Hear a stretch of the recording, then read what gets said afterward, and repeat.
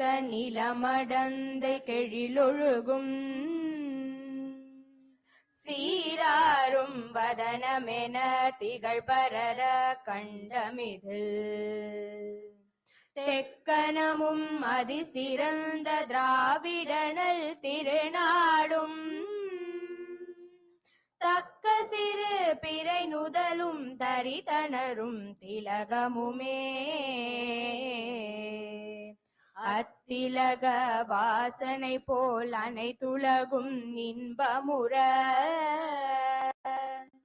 எத்திசையும் புகழ் மணக்க இருந்த பெரும் தமிழனங்கே தமிழனங்கே உன் சீரிழமை திறம்பியந்து செயல் மறந்து வாழ்த்துதுமே வாழ்த்துதுமே வாழ்த்துதுமே. We request our dignitaries to kindly remain seated. Now, Bharatiyar song, Parukulle Nalla Nadu. பாருக்குள்ளே நல்ல நாடு பாருக்குள்ளே நல்ல நாடு எங்கள் பாரத நாடு எங்கள் பாரத நாடு பாருக்குள்ளே நல்ல நாடு எங்கள் பாரத நாடு எங்கள் பாரத நாடு பாருக்குள்ளே நல்ல நாடு எங்கள் பாரத நாடு ஞானத்திலே பரமோனத்திலே ஞானத்திலே பரமோனத்திலே உயர் மானத்திலே அன்னதானத்திலே ஞானத்திலே பரமோனத்திலே உயர் மானத்திலே அன்னதானத்திலே கானத்திலே அமுதாக நிறைந்த கவிதையிலே உயர் நாடு கானத்திலே அமுதாக நிறைந்த கவிதையிலே உயர் நாடு இந்த பாருக்குள்ளே நல்ல நாடு எங்கள் பாரத நாடு தீரத்திலே படை வீரத்திலே வீரத்திலே படை வீரத்திலே நெஞ்சில் ஈரத்திலே உபகாரத்திலே தீரத்திலே படை வீரத்திலே நெஞ்சில் ஈரத்திலே உபகாரத்திலே சாரத்திலே மிகு சாத்திரம் கண்டு தருவதிலே உயர் நாடு சாரத்திலே மிகு சாத்திரம் கண்டு தருவதிலே உயர் நாடு இந்த பாருக்குள்ளே நல்ல நாடு எங்கள் பாரத நாடு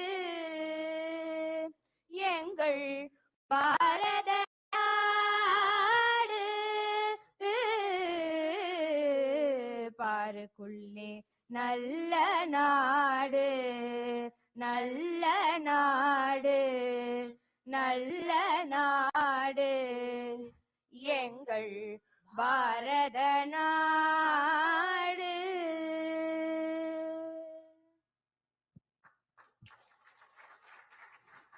Thank you so much. Now let us all enjoy a Bharatanatyam performance on the concept of Veeram by Sri Gyanamudra Academy. The students of Gyanamudra Academy, as a mark of respect, have as a mark of respect and salute to our revered soldiers who are safeguarding billions of smiles in our country, are performing this dance performance, remembering Veera Pandya Kattabomman, a freedom fighter and a great ruler, Subramanya Bharatiyar, whose poem just now we heard, a social reformer who sacrificed their life for the fight against imperialism, presenting Veeram.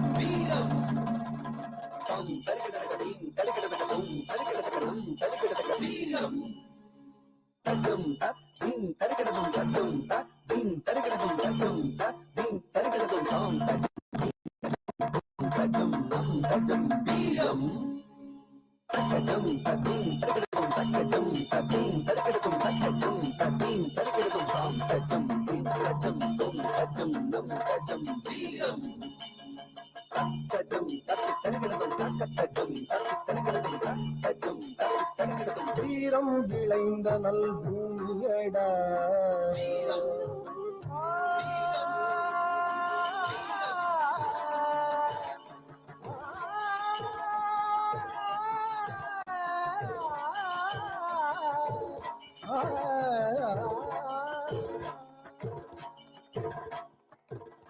வீரம் விளைந்த நல் பூமியடா தன்மானம் காத்த வீரரடா வீரம் விளைந்த நல் பூமியடா தன்மானம் காத்த வீரரடா வீழும் போதும் மார்பினில் கூர்வேலும் தாங்கும் வீரரடா வீழும் போதும் மார்பினில் கூர்வேலும் தாங்கும் வீரரடா வீரம் விளைந்த நல் பூமியடா சன்மானம் காத்த வீரரடா வீழும் போதும் வேலும் தாங்கும் வீரரடா உழைப்பால் குடிக்கும் குழந்தை மனத்தில் விதைப்பால் தமிழ் அன்னை வீரம் உழைப்பால் குடிக்கும் குழந்தை மனத்தில் விதைப்பாள் தமிழ் அன்னை வீரம் உழைப்பால் குடிக்கும் குழந்தை மனத்தில் விதைப்பாள் தமிழ் அன்னை வீரம் புறத்தால் விரட்டி கரத்தால் பிடிப்பாள் பயத்தாலே வேங்கையும் ஓடும் முரத்தால் விரட்டி கரத்தால் பிடிப்பாள் பயத்தாலே வேங்கையும் ஓடும் முரத்தால் தாலே வேங்கையும் ஓடும் பயத்தாலே வேங்கையும் ஓடும் பயத்தாலே வேங்கையும் ஓடும் வீரம் வீரம் வேலனை வேண்டியே வாழெடுத்தான் வேல் வேல் வீரவேல் வேல் வேல் வெற்றிவேல் ஆங்கிலேயர் கண்டு சூளுரைத்தான் வேல் வேல் வீரவேல் சினத்தால் துணிந்தான் வாழும் வரை வேல் வேல் உடன் நின்றான் வீழும் வரை வேலனை வேண்டிய வாழெடுத்தான் ஆங்கிலேயர் கண்டு சூளுரைத்தான் வேலனை வேண்டிய வாழெடுத்தான் ஆங்கிலேயர் கண்டு சூளுரைத்தான் சினத்தால் துணிந்தான் வாழும் வரை தோள் பிணமுடன் நின்றான் வீழும் வரை சினத்தால் துணிந்தான் வாழும் வரை தோல் தினவுடன் நின்றான் வீழும் வரை வீரம் காட்டி வென்றான் வீரபாண்டிய கட்டபொம்மன் வீரபாண்டிய கட்டபொம்மன் வீரபாண்டிய கட்டபொம்மன் கண்ணனை காதலால் காவியம் பாடினான் அன்னையாய் ஆருயிர் தோழனாய் நாடினான் பிண்டமாய் தேச நல் விடுதலை வேண்டினான் என்னையின் பெருமையை கவிதையாய் கூறினான் கண்ணனை காதலால் காவியம் பாடினான் அன்னையாருயிர் தோழனாய் நாடினான் தேசனல் விடுதலை வேண்டினான் பெண்மையின் பெருமையை கவிதையாய் கூறினான் வாடனே வாடா உன்னை காலால் உதைப்பேன் என்று ஆர்ப்பரித்தான் வீரத்தில் பாரதி பாரதி காலனே வாடா உன்னை காலால் உதைப்பேன் காலனே வா உன்னை காலால் உதைப்பேன் என்றார்ப்பரித்தான் வீரத்தில் பாரதி காலனே வா உன்னை காலால் உதைப்பேன் என்றார்ப்பரித்தான் வீரத்தில் பாரதி வீரத்தில் பாரதி வீரத்தில் பாரதி வீரம் வீரம் ஆயுதங்கள் ஏதும் தேவையில்லை பறிப்புக்கள் ஏதும் இல்லை ஆயுதங்கள் ஏதும் தேவையில்லை பறிப்புக்கள் ஏதும் இல்லை அன்புதான் வாய்மை என்றார் அகிம்சையே மேன்மை என்றார் அன்புதான் வாய்மை என்றார் அகிம்சையே மேன்மை என்றார் கத்தி இல்லாமல் நிரந்தர தீரும் ரத்தமில்லாமல் சுதந்திர வாழும் கத்தி இல்லாமல் நிரந்தர தீரும் ரத்தமில்லாமல் சுதந்திர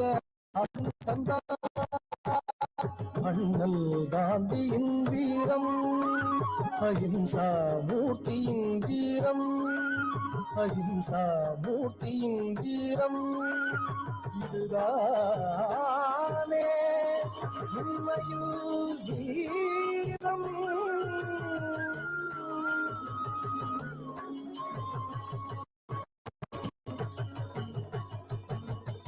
இதுதானே உலகிலே வீரம்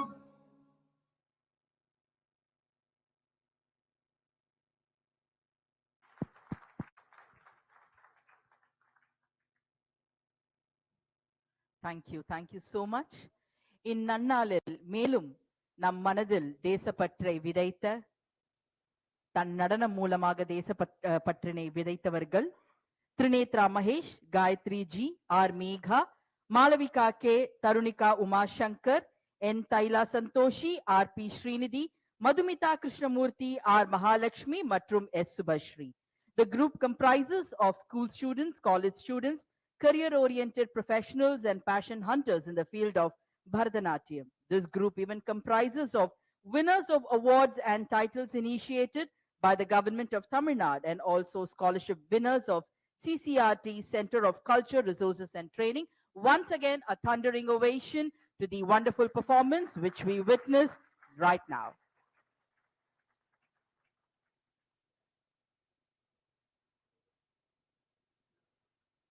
What constitutes a nation is not speaking the same tongue or belonging to the same ethnic group, but having accomplished great things in common in the past and the wish to accomplish them in future. What is nation building? Is it economic development and industrialization? Is it building large metro roads, schools, and hospitals? Is it ensuring social equality and harmony? Or is it shaping a national identity based on our core values so as to mature as a strong and vibrant nation, proud and confident, backed by comprehensive national power to assume its rightful role in international affairs? In addressing the contribution of India's armed forces in nation building, the starting point lies in understanding India's military legacy. Military life, in its outlook and purpose, is heavily dependent on traditions of services imbibed over years of blood-stained history. These traditions, almost sacred to soldiers, can be traced upwards to patriotism. These traditions are not only from the British Indian Army, but also dates back to the Mahabharata days. The Bhagavad Gita says, considering your own duty, you should not waver. The safety, honor, and welfare of our country comes first, always and every time. The honor, welfare, and comfort of the men you command come next. Your own ease, comfort, and safety comes last, always and every time. An oath is the bedrock of the true military profession, which differentiates it from all other profession. The armed forces are a true reflection of the basic national concept of unity in diversity.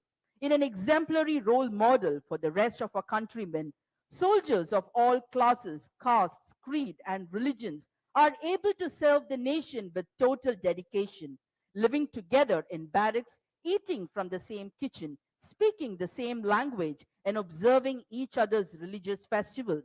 Secularism, discipline, integrity, loyalty, these are essential values inculcated among our men. Such motivated people not only make efficient and dedicated soldiers in service, but even after leaving the services, continue towards nation building and role model for others. The armed forces of India have established and sustained their credibility through dedication, sacrifice, professional competence, operational effectiveness. The armed forces are proud of this achievement and image, and they will carry this spirit in the future too.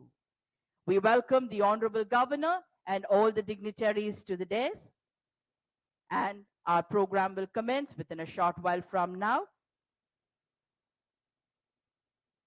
We request Dr. Lakshmi to join us on the dais.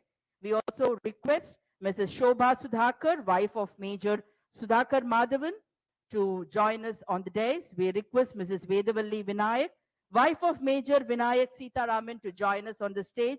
And we also request Tirumati E. Kumari, wife of late Regiment Havildar Major Ekambaram, to join us on the stage. We request the Honorable Governor to light the traditional Kuttuvilakku. We call upon Dr. Lakshmi, Mrs. Shobha Sudhakar, Mrs. Vedavalli Vinayak, and Tirumati E. Kumari to light the traditional Kuttuvilakku.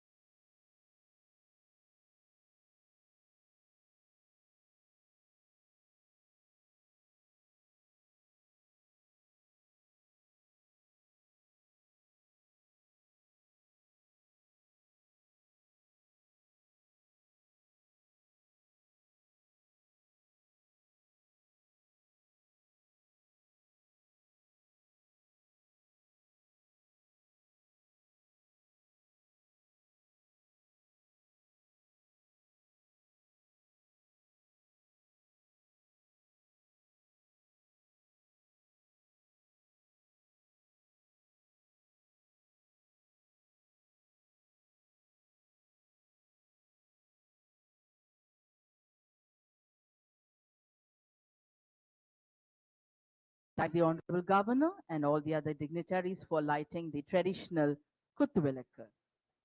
General Murali, Major General Murali Gopalakrishnan, an alumni of National Defense Academy.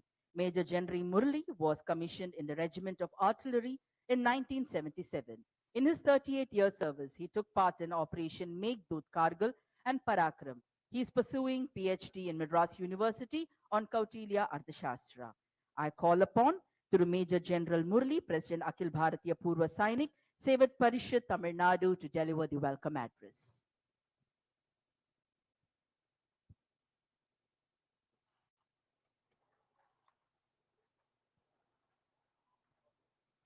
Honorable Governor, Sir, through Ravindra Narayan Ravi, Air Vice Marshal Swaminathan, 1971 operations veterans, Veer Naris, my dear ex-servicemen, we all belong to the same family.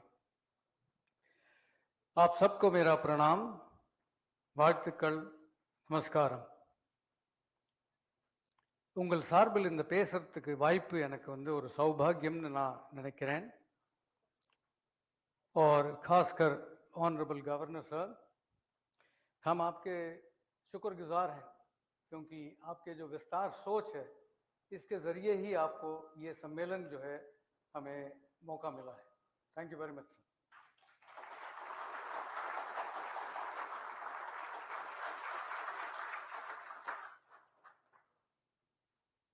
நான் ஒரு சாணக்கிய சூத்திரம் சொல்ல விரும்புகிறேன். இதில் அதுக்கும் ஒரு connection இருக்கு. நம்ம இந்த சம்மேளன், கவர்னர், கவர்மெண்ட் எல்லாத்துக்கும் சுகஸ்ய மூலம் தர்மஹ, தர்மஸ்ய மூலம் அர்த்தஹ, அர்த்தஸ்ய மூலம் ராஜ்யம், ராஜ்யஸ்ய மூலம் இந்திரிய ஜெயஹ, இந்திரியா ஜெயஸ்ய மூலம் வினயஹ, வினயஸ்ய மூலம் விருத்தோபசேவா, which essentially means that you must follow dharmic roots, which is our parampara. For us, as soldiers, ex-servicemen, being self-disciplined, doing what you are supposed to do and what you are told to do, righteousness, all this comes under the aspect of dharmic, following. Then they say that the root of dharma is artha. Artha means wealth. Everybody aspires. எல்லோருக்கும், நம்மளுக்கு எல்லாருக்குமே பணம் வேணும், சுபிக்ஷமாக வாழ வேண்டும், அதுதான் நம்மளுக்கு ஆசை. அந்த வெல்த் அடையறதுக்கு முயற்சி பண்றது வந்து தார்மிக் ரூட்ஸ்ல போகணும். அது கவர்மெண்ட்டுக்கு தான். இந்த அர்த்த சாஸ்திரா சொல்றது இது எல்லாமே இந்த ராஜாவுக்கு சொல்றது இந்த சூத்திரம். இதெல்லாம் all this is possible. You get your artha, you get your wealth, and you get your protection if there is right governance. Governance is important. And for those in the government, and in those times, those in the kingdom as kings and ministers, they had to be humble. That is Vinayam. And they had to shed all their desires, unwanted desires, if they have to concentrate on the kingdom and their praja. So what is lacking now is the right application of the mind and right interest in all that matters with the service personnel. So the last aspect of the sutram was look at the elders, protect them, make them live happily, and that's our parampara, right? So முதியோர்களுக்கு என்ன பண்ணமோ அது பண்ணணும். அதுதான் நம்மளோட கர்மம், அதுதான் நம்மளோட பரம்பரா, அதுதான் நம்மளோட சம்ஸ்காரம். ஸோ இதுக்கும் நம்ம இருக்கிற இந்த சூழ்நிலைக்கும் நிறைய ஒத்துமை இருக்கு. அதனால தான் இதை சொல்ல விரும்புகிறேன். திரு ரவி அவர்கள், he had a checkered career in intelligence, and I would say that the single most important achievement in life was the Nagaland Peace Accord. From 1961 to 1977, ceasefire sort of agreement and no thing. Then this accord in 2015, he was sent as a special advisor and interlocutor to get the Nagas, various factions, especially the Muiva group, into the folds of the, talks and get in this accord. Now, the accord is the beginning. It is not ending. It is to end by more and more dialogue and more involvement. I personally feel, sir, that the concept that you may have adopted, I may be wrong, is that you have to reach out to the people. The more you talk to the people, the more you will understand what the problem is. Why was there insurgency? What is affecting them? Right? So it is, unless you talk, the more you talk, the more you resolve.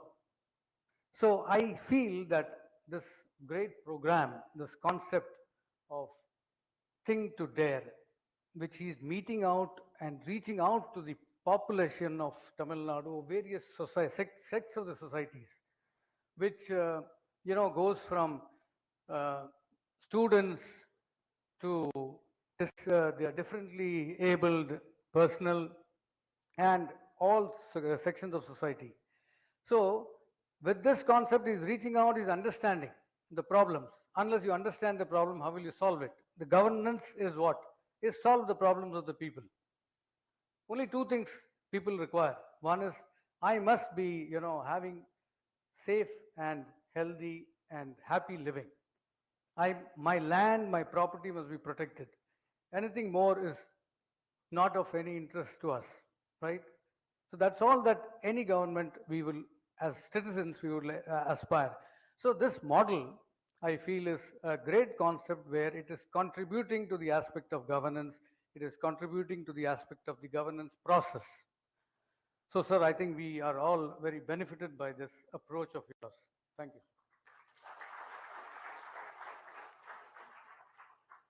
And just one more point I wish to make is that the government of Tamil Nadu has formulated a number of welfare schemes over the years, and it goes from grants, various types of grants, which is also including health grants, battle casualty welfare, self-employment, educational support, honor even to the parents of the ex-servicemen, reservation quota in colleges.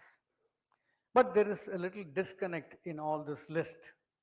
One, it is not enough. It is not meeting with the time. For example, if there's an ex gratia, maybe Tamil Nadu gives 20 lakhs or 40 lakhs.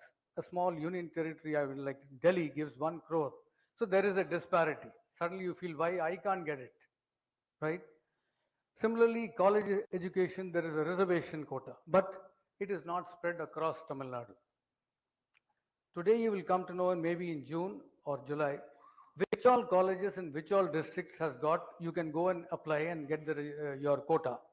Now, why would I staying in Chennai go all the way to Namakkal and say, there is one college as a reservation, I can go and get it. So these are the points that we would like to raise with the governor. So streamlining the whole issue with the bureaucracy. We lack security in the sense we feel we are not protected, although our job was to protect the rest of the population.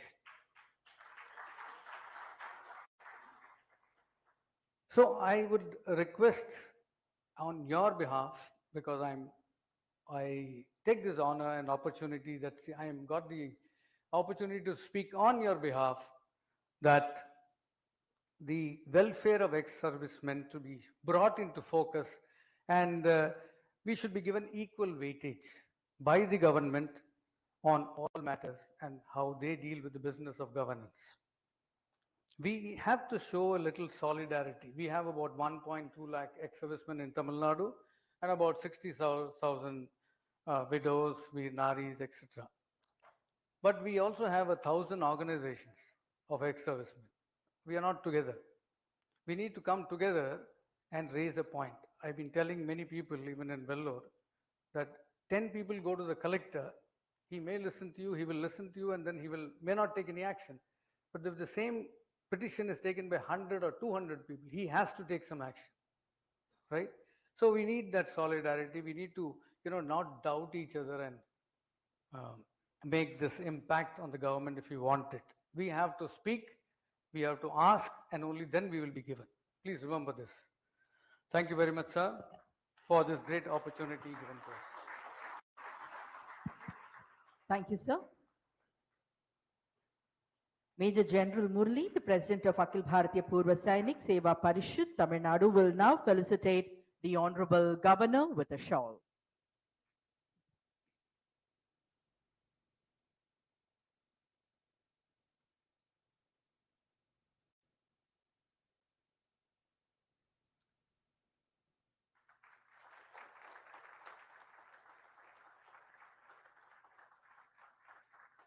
Thank you, sir. Now, Thiru, Lieutenant Colonel N. Tyagarajan, War Veteran, Senior Vice President, Akhil Bharatiya Purva Sainik Seva Parishad, will present books to the Honorable Governor.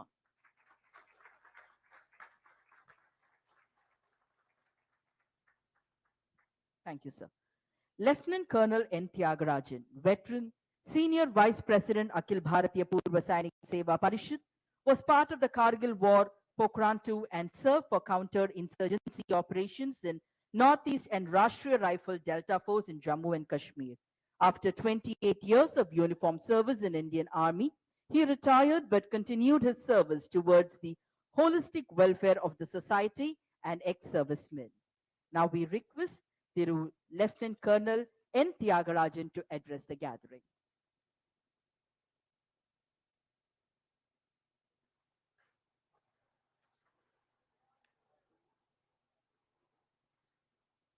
கருவியும் காலமும் செய்கையும் செய்யும் அருவினையும் மாண்டதமைச்சு என்ற வள்ளுவனின் உரைக்கேற்ப சமன் செய்து சீர்தூர்க்கும் கோல் போல் தெளிவான சிந்தனையில் அரசியலமைப்பு சட்டத்தின் பாதுகாவலனாய் வீரத்தின் உச்சம் தொட்டு மக்களின் நலன் காக்கும் நாயகனாய் வீற்றிருக்கும் ஆளுநர் அவர்களே, எதிரிகளை துச்சமென நினைத்து தும்சம் செய்து பல பதக்கங்களை தனக்கு உரிமையாக்கிக் கொண்ட இராணுவ மூத்த சகோதரர்களே, கூற்றுடன் மேல்வரினும் கூடி எதிர் நிற்கும் ஆற்றல் அதுவே படை என்ற வரிகளுக்கு ஏற்ப உயிரை பறிக்கும் சாவு எதிர்கொண்டாலும்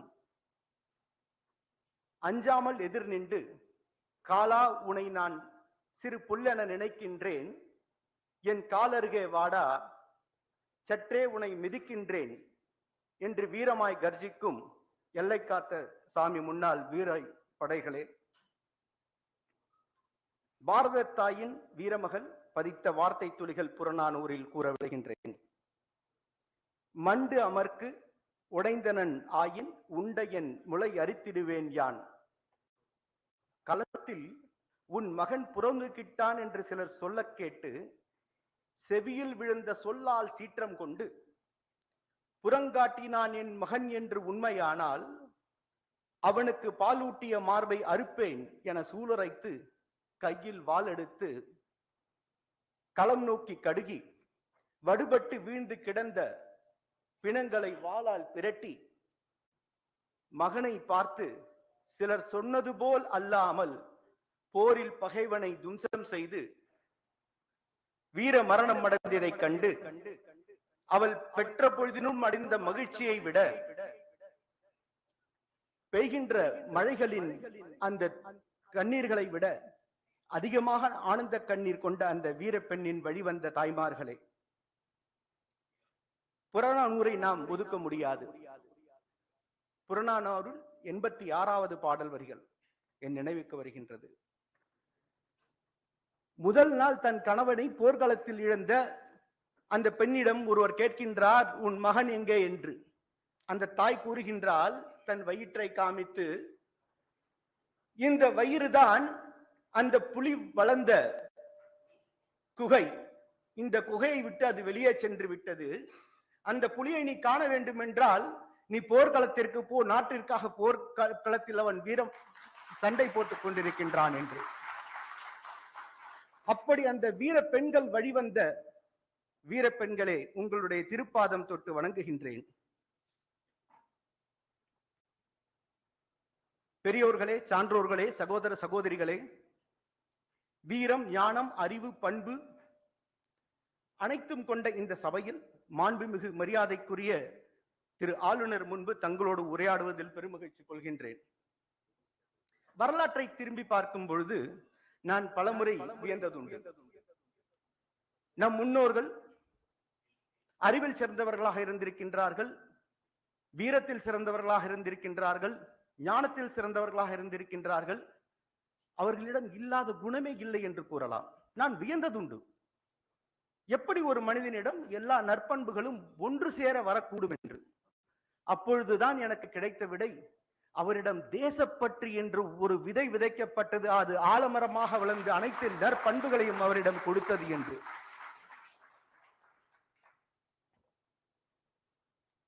வேதகாலம் தொட்டு நான் பார்த்தேன் இந்திய ராணுவம் எங்கிருந்து தொடங்கியது என்று. சிலர் கூறினார்கள் விடுதலைக்கு பின்பு என்று, சிலர் கூறினார்கள் பிரிட்டிஷ் இந்திய ராணுவத்தில் இருந்து தொடங்கியது என்று. வேத காலத்தின் அந்த பக்கங்களை பிரட்டும் பொழுது ரிக்வேதத்தில் என்னால் காண முடிந்தது இந்திய ராணுவத்தை பற்றி. பாரத போர், ராமாயணம் போன்ற இதிகாசங்களை பார்க்கும் பொழுது நம்முடைய ராணுவத்தினுடைய அமைப்பு, படையினுடைய பலம், தீரம், அவர்களுடைய படை செய்யும் திறன், இருந்த ஆயுதங்கள், இவற்றை கண்டு பிரமிப்படைய செய்தது. இந்திய வரலாற்றில் ராணுவத்திற்கு என்று ஒரு தனி இடம் எப்பொழுதுமே உண்டு.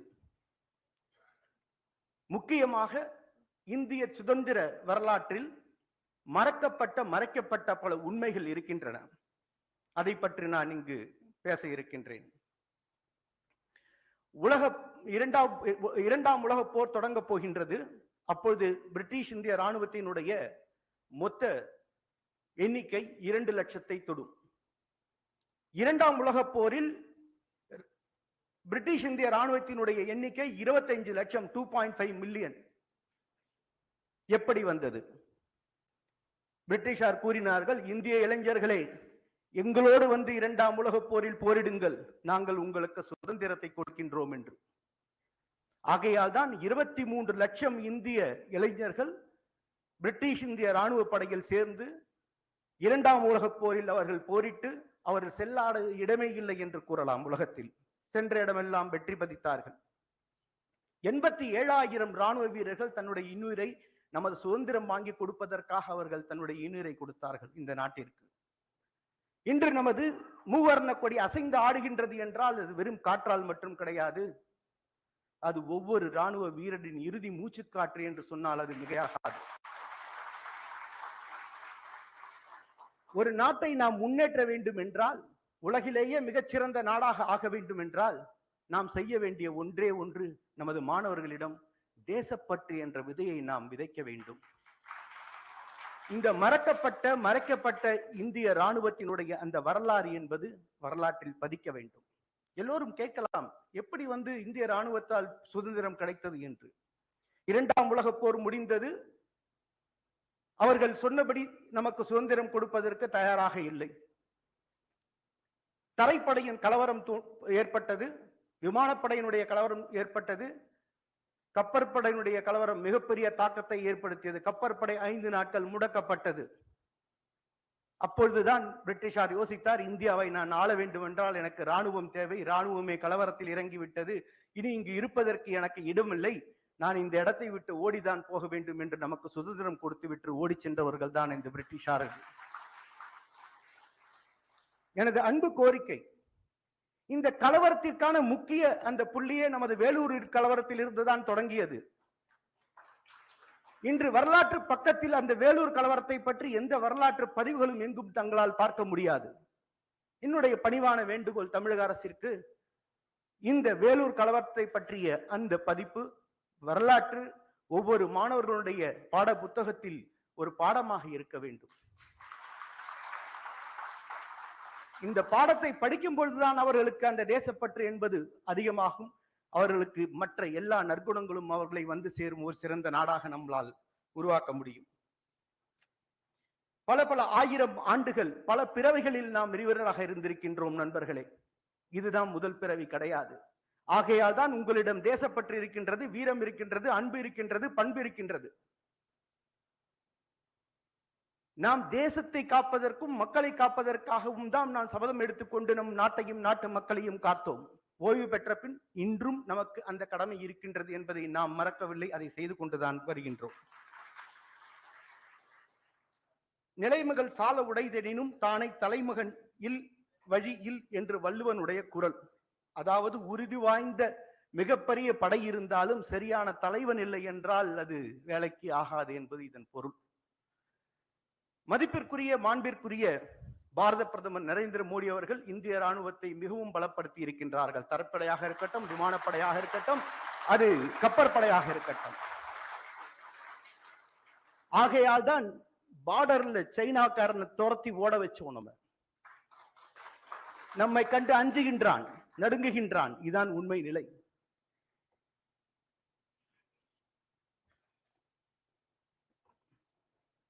மதிப்பிற்குரிய ஆளுநர் அவர்களே, ஓய்வு பெற்ற ராணுவ வீரர்கள் தன்னுடைய ராணுவ வாழ்க்கையை முடித்துவிட்டு தாயகம் திரும்பும் பொழுது அவர்களையும் அவர்களுடைய குடும்பத்தையும் காப்பது என்பது அந்த மாநில அரசினுடைய தலையாய கடமையாகும். மிகவும் வருத்தத்திற்குரிய ஒரு விஷயத்தை நான் பதிவிடுகின்றேன். நமது தமிழகத்தில் ஓய்வு பெறுகின்ற ராணுவ வீரர்கள் எங்கு சென்றாலும் ஒரு செக்யூரிட்டி கார்டா தான் என்னால பார்க்க முடிகிறது. மனம் வருந்துகின்றது அந்த நிலையை காணும் பொழுது. ஒரு நாட்டை நாம் மாற்ற வேண்டும் என்றால் ஓய்வு பெற்ற ராணுவ வீரர்களுடைய அந்த தகுதியையும் அவருடைய அறிவையும் அவருடைய அந்த ஒரு ப்ரொஃபிஷியன்சியும் அவங்க கண்டுபிடிச்சு தமிழ்நாட்டில் இருக்கின்ற அனைத்து அரசு ஊழியர்கள் இருக்கின்ற அந்த பணி இடங்களை நிரப்பினால் நிச்சயமாக மிகப்பெரிய ஒரு மாற்றத்தை கொண்டு வர முடியும்.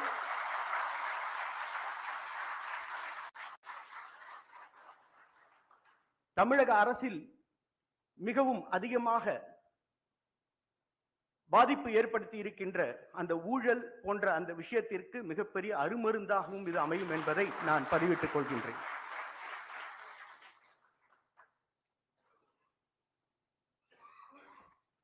அதை தவிர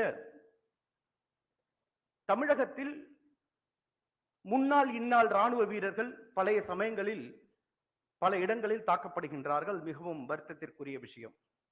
என்னுடைய அன்பான வேண்டுகோள், தமிழக அரசு தனியான காவல் படையை நியமித்து இந்நாள் முன்னாள் ராணுவ வீரர்களுடைய பாதுகாப்பை உறுதி செய்ய வேண்டும் என்பது.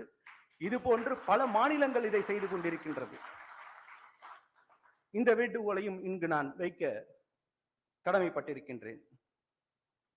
சகோதரர்களே, நான் வேல்ஸ் யூனிவர்சிட்டியினுடைய நிறுவனர் திரு டாக்டர் ஐசரி கே கணேசன் அவர்களை மரியாதை நிமித்தமாக அவருடைய அலுவலகத்தில் போய் நான் சந்தித்தேன்.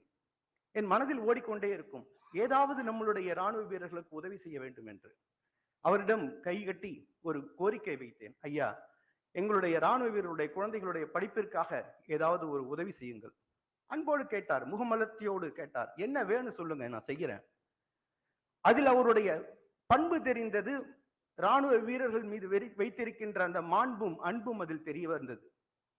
நீங்களே சொல்லுங்க, 10 சீட் உங்களுக்கு இலவசமாக கொடுத்திருக்கின்றார். அதுல இன்ஜினியரிங்ல இருந்து ஆரம்பிச்சு 5 வருஷம் பிஎல் வரைக்கும் நமக்கு கொடுத்திருக்கிறார்.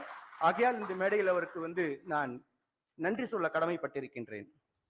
இரண்டாவது, doctor MGR education and research centre president ACS Arunkumar அவர்களை சந்தித்தேன். அவரிடமும் விண்ணப்பம் வைத்தேன். அவரும் 10 சீட் கொடுக்கறதுக்கு முன் வந்து விட்டார். இந்த 2 கல்லூரியிலும் சேருவதற்கான விண்ணப்பங்கள் ஒரு ஓரிரு நாட்களில் உங்களுக்கு தெரியப்படுத்திவிடும். ஸோ அந்த நேரத்தில் நீங்க அதை உபயோகப்படுத்திக் கொள்ளலாம். முக்கியமாக நமது மாண்புமிகு ஆளுநரை பற்றி நான் கூற வேண்டும். மரியாதைக்குரிய மாண்புமிகு ஆளுநர் அவர்கள் ஓய்வு பெற்ற இந்திய ராணுவ வீரர்களின் நலன் கருதி மதுரை, திருச்சி, தஞ்சாவூர், வேலூர், கோயம்புத்தூர், நீலகிரி, திருநெல்வேலி, தூத்துக்குடி, கன்னியாகுமரி போன்ற பல மாவட்டங்களுக்கு சென்று நேரடியாக அவர்களோடு கலந்துரையாடி அவர்களுடைய கோரிக்கையை கேட்டு அதற்கான பல மாற்றங்களை கொண்டு வந்திருக்கின்றார். இந்தியாவில் இது போன்ற ஒரு ஆளுநர் இருப்பாரா என்பது சந்தேகம்தான்.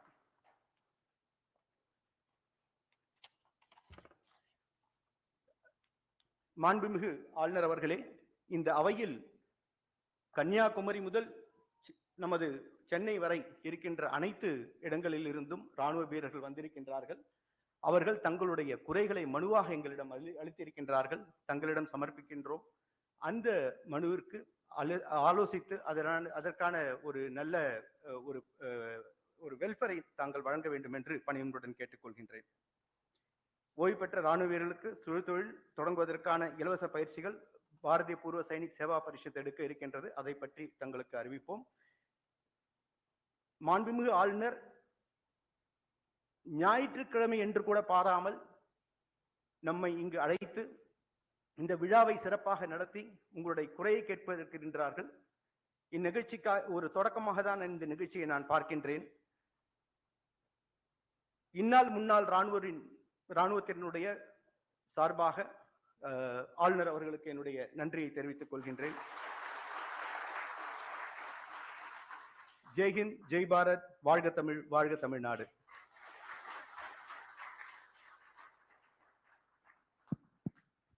Thank you, sir. Air Vice Marshal S. Swaminathan. AVM Swaminathan was commissioned in Aeronautical Engineering Branch of the Indian Air Force on 1st January 1971 and retired after distinguished service career spanning 36 years and 3 months. For his outstanding service, he was awarded the Chief of Air Staff Commandant Cadet Vishish Seva Medal and Ati Vishish Seva Medal. I call upon Air Vice Marshal S. Swaminathan to address the gathering.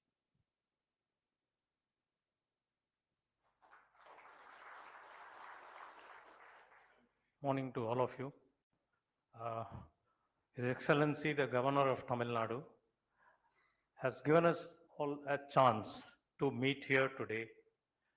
And I am here for the last 16 years after retirement straight at Chennai. I have come here almost every year for high tea on Republic Day and Independence Day.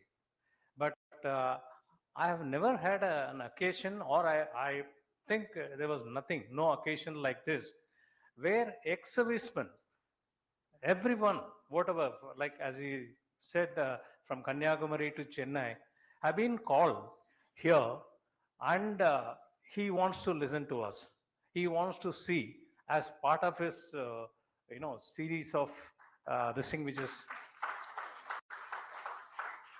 I think it's a great honor for all of us because we have served the nation, and whether during the career or even afterwards, when we look back, we feel really great. But in the retired life, when we are all in the civil street, as we say, some occasion like this, like we are being called by the governor to see what is our problem and how he can resolve it. It's a great honor to all of us. I thank you, sir, for this occasion.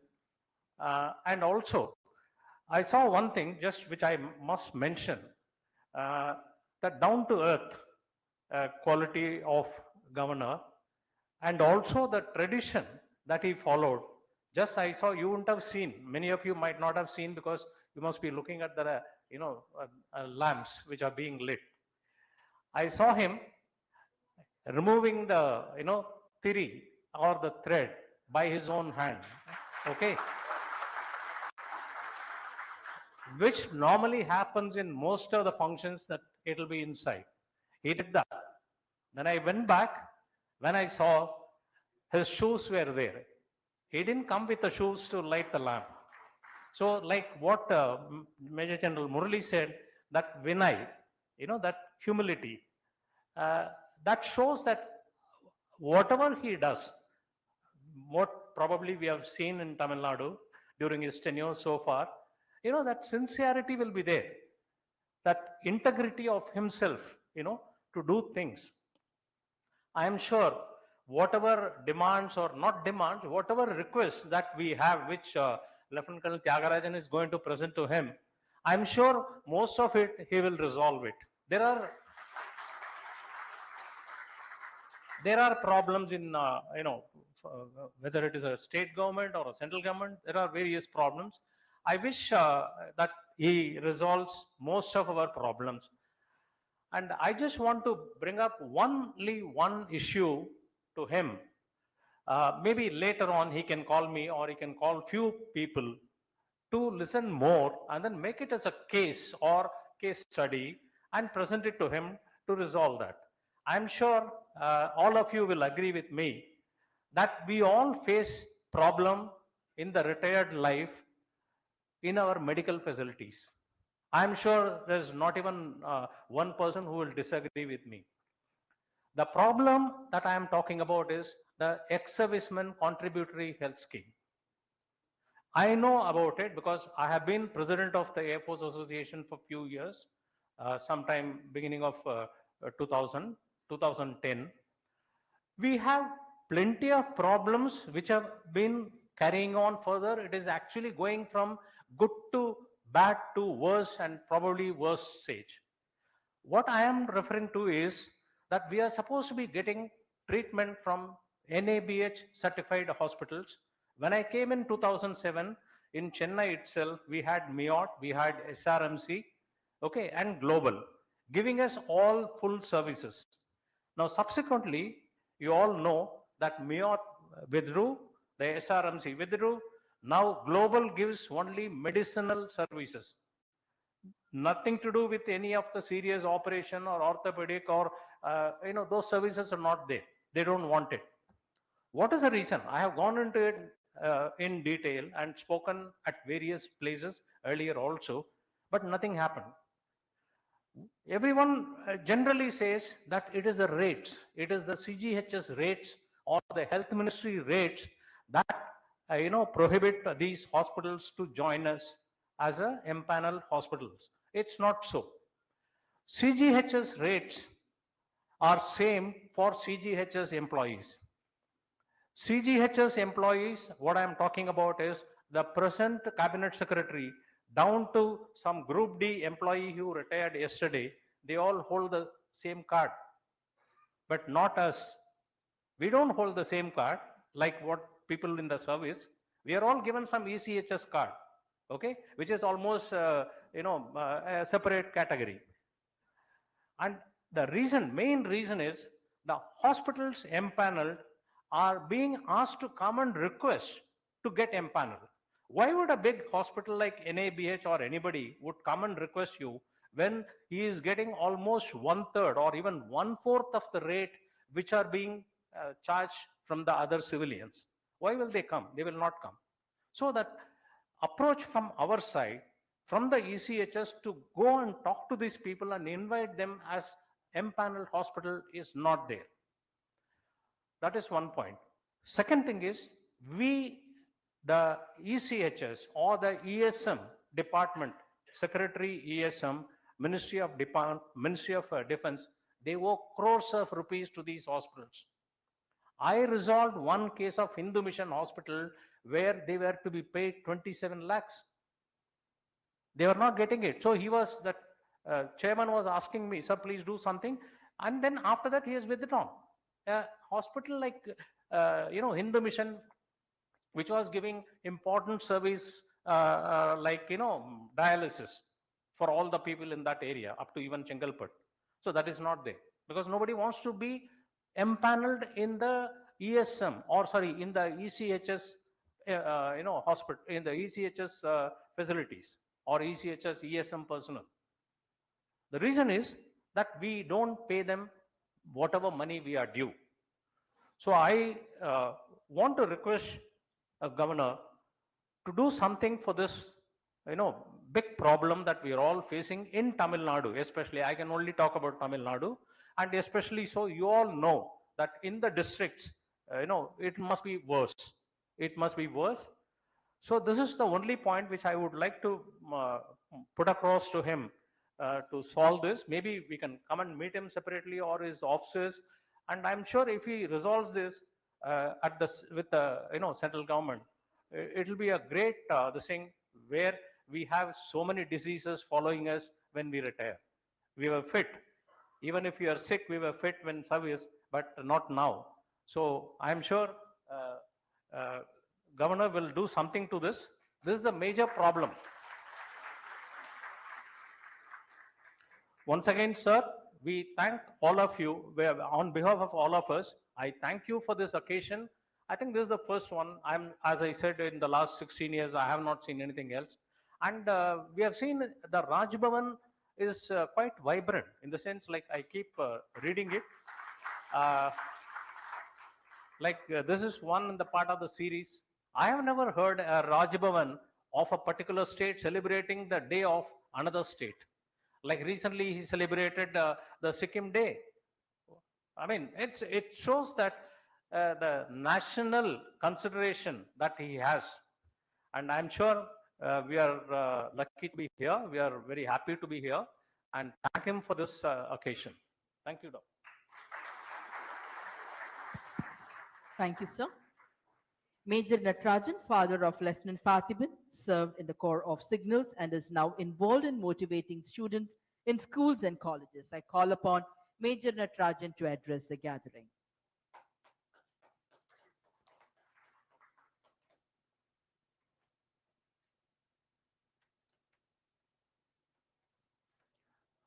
Good morning to everyone. Honorable, our respectable Governor, Honorable Ravi sir, senior Army, Navy, Air Force officers, our veterans, and other ladies and gentlemen. It is a great chance given to me to say something about our veterans.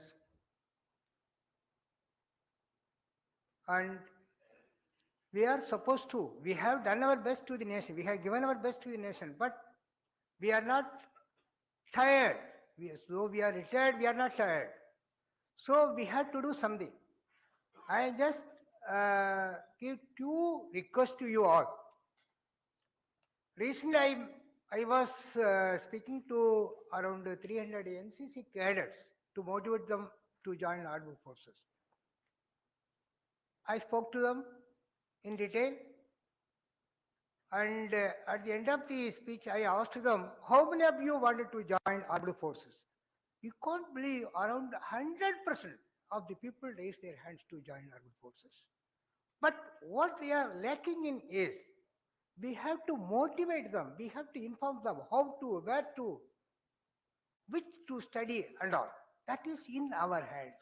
Because தமிழ்ல ஒரு வார்த்தை சொல்லுவாங்கல்ல, பழையன கழிதலும் புதியன புகுதலும் வலுவல. இப்ப நம்ம வந்துட்டோம். Army, armed forces to be kept always young and energetic. So we have to prepare them to join armed forces. That is one of the requests I make to you, all of you. And for the ladies also, they can motivate them. They can tell about the good and they serve with honor. Serving with the armed forces is a honor to themselves. So that we have to do. And second thing is, you know the levels of narcotism nowadays. You have to motivate the youngsters not to touch them, even not to see them. That is in our hands. We are all elders. It is our foremost duty to tell them, don't touch it, don't see it, don't even go to the people who are with such habits. This is the two requests I make every one of you, and you have to do it. At least we can make around 4 or 5 boys to avoid such things and motivate people to join armed forces, youngsters. And the one more thing, yes, we have done our best to the nation, and motivation is such thing.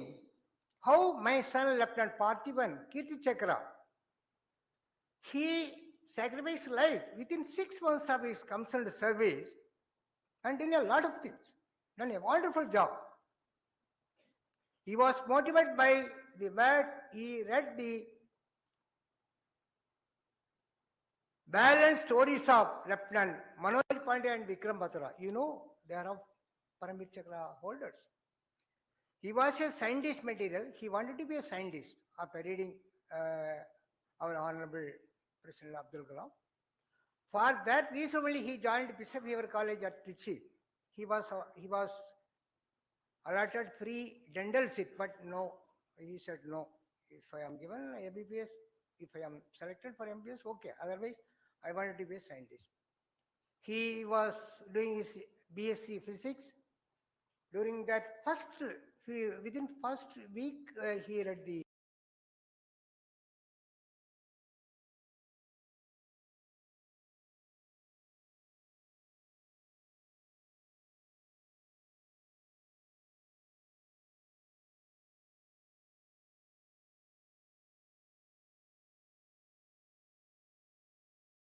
our time. That is during Kargil war, they did their service. So what I am doing, I didn't do anything for the nation.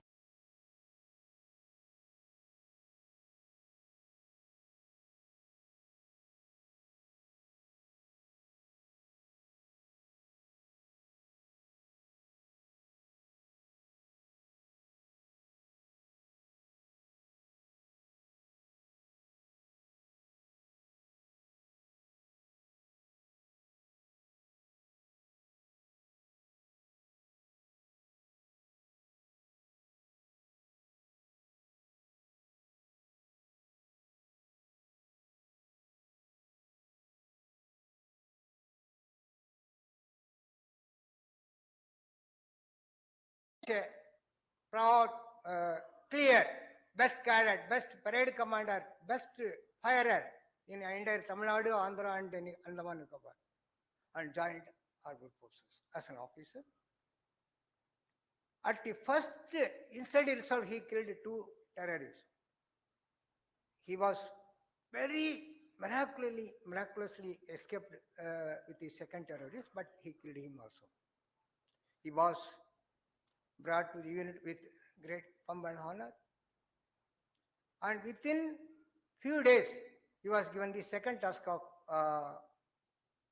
boarding his post. That time, a group of 12 or so terrorists were planning to come into our territory. He had the order to stop them. His post was having only one officer, one JSO, and around 6 Jawans. Leaving one JSO and 3 Jawans, sir, he left to in search of them. At around 4 o'clock, he met the culprits, terrorists. There was a firing. They were on the upper hand. Our soldiers were on the downswing.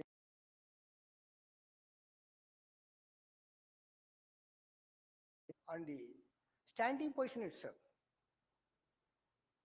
A flash light on and off time was available to him. Within that, he charged them, killed 4 of them. And they were in the 3 directions, front, right and left. And the left side firing was not effective, but the right side firing was effective. And he got 2 bullet injuries on his right upper chest. Instead of that also, he charged them on the after turning right, and he totally incapacitated one terrorist. There was a blank then. Our remaining soldiers were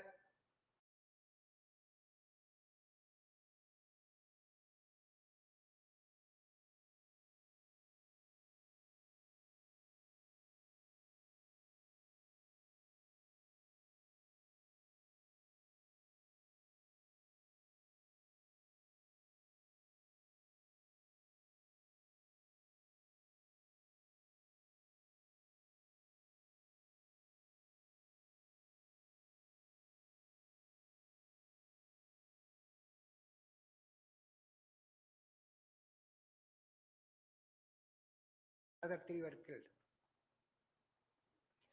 So that is the spirit of young man. The other man also, one of the same unit officer, Lieutenant Triveni Singh. You might be knowing the Jammu railway station tragedy. That gentleman was playing basketball at the ground. He was told there was some terrorist activities in the railway station. It was around 5:30. You know all well. You might have crossed and posted at Jammu. For all the stations among India, the train starts from Jammu after 10 minutes, 15 minutes gap. So terrorists were hiding in the passengers' restroom, and they were started firing all of a sudden indiscriminately. He was given the task. He was playing basketball. He was brought dressed at the same ground itself. He put on his dress and rushed to the railway station and charged them. He killed one at the first time, but second one fired indiscriminately, running here and there and killed a lot of people. But that was also killed by him. At the same time, GOC also came. You know what he did? He saluted him and said, "Sir." He was just fall down. He was about to fall down, but he said, "Sir, toss these atoms and fall." What a level of heroism and this thing. He was just about to fall down and he said, "Sir, mission accomplished." And fall and died. That kind of heroes are there. That kind of motivation they have been given. So that is what lacking in Tamil Nadu. What we do, we have got a lot of opportunities. 17, we have the vacancies of 17 officers from OTA in each course. But you can see hardly 2, 3, maximum 4 cadets are joining OTA. Why? Where we are lacking? Where are we lacking? Tell me.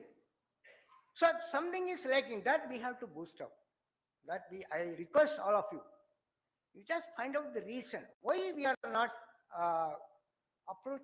not coming out to join armed forces. That is one. I just want to read the young soldier, Lieutenant Parthiban. His aim was, he wrote this poem and quote when he was in the first year BSc. He made up his mind to join armed forces, but he's bad. We may not be knowing what a soldier is, but he has written it when he was a student. His quote was, "Have nothing to offer but blood, toil, tears and sweat, then you will not be ashamed to look at the mirror." நண்பர்களே, நாட்டு மக்களே, நாட்டுக்காக நாட்டு மக்கள் நீங்க வேற எதையும் கொடுக்க வேண்டாம், பொன்னையும் பொருளையும் கொடுக்க வேண்டாம். இயற்கை உங்கள்கிட்ட இருக்கக்கூடிய ரத்தம், கடின உழைப்பு, வேர்வை, கண்ணீர், இதை மட்டும் கொடுங்க. அதாவது என்னன்னா, யாருக்கு என்ன தேவை அதை கொடுங்க. சின்ன உதவியா இருந்தாலும் பரவாயில்ல, பெரிய உதவியா இருந்தாலும் செய்யுங்க. அதான் அவனுடைய கோட். அதுபடியே அவர் என்ன செஞ்சாரு? During his college days, he has donated blood 6 times. And he given his blood to the Mother India. He wrote one poem. It was written by him during his college days. He was a good writer in English. "March ahead, my noble soldier." He has given Operation Feature his name.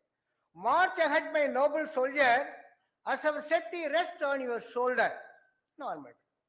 You live by chance and love by choice. You live by chance, but love by choice to become a soldier. Where there is nothing to rejoice. இதுல சந்தோஷப்படக்கூடிய விஷயம் எதுவுமே, ஏன்னா இது உனக்காகவோ உங்களுடைய குடும்பத்துக்காக இல்லை, நாட்டுக்காக, நாட்டு மக்களுக்காக. You have the heart to bear all pain, moving through sun, snow and rain. You have the heart to bear all pain, moving through sun, snow and rain. Sun means Rajasthan area.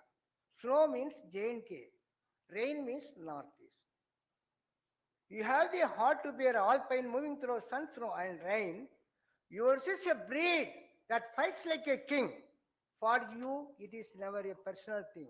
It is for the nation and the public. You are my role model without a question. Oh soldier, you are my role model without a question. As you lead, protect and kill by profession. You lead the troops, protect the border and kill by profession. உன்னுடைய வேலையே எதிரிகளை கொள்றதுதான். டாக்டரோ இன்ஜினியரோ அவங்க வேலை கிடையாது. உன்னுடைய வேலையே எதிரிகளை கொள்றதுதான். Be it a regular duty or a CA operation.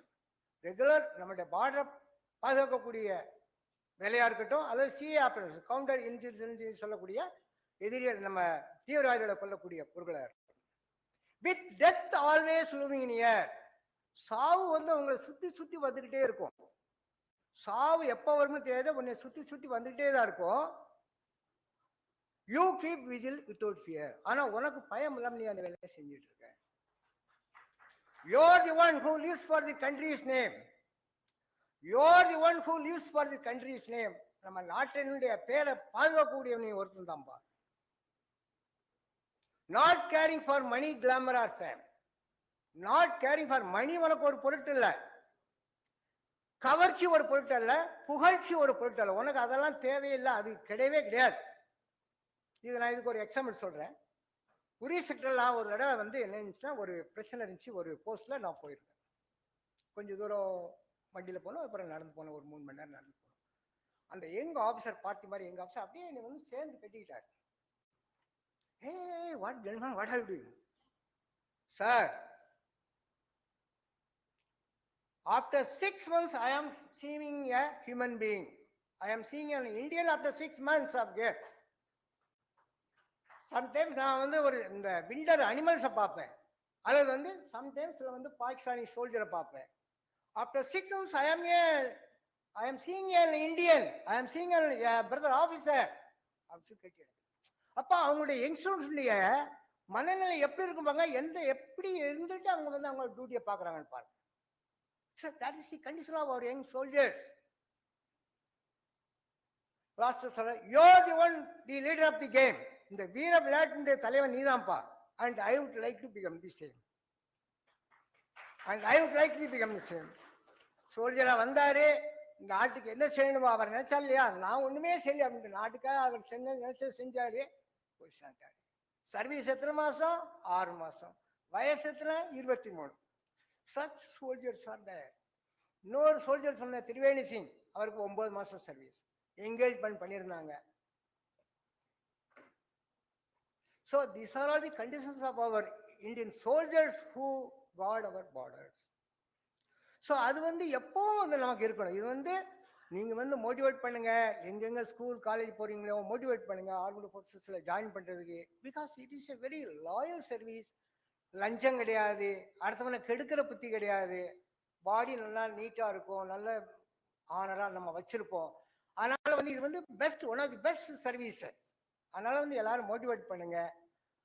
I put a small request to governor sir. Sir, we are having a lot of NCC battalions all over Tamil Nadu. If any battalion adopts the nearest that area of that particular area hero, one hero may be adopted by one battalion as a hero of the battalion, NCC battalion. That may bring lots of motivation to the NCC. If it is possible, that can be done. For example, Havildar Palani, his wife is here.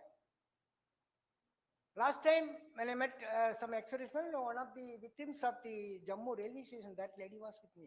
I met her. So such heroes be adopted by one of the battalions of the particular area, that will boost up the morale and motivate the youngsters to join army. Their story can be told to the NCC cadets because they are all the age. If they are told the greatest thing to them, they will mold. Like Patin, how he was molded, he wanted to be a scientist, but all of a sudden after reading the stories of Lieutenant Manoj Patel and Vikram, he changed his mind. Because initially he was not interested to join army as a second generation soldier. It was motivated, he was self-motivated.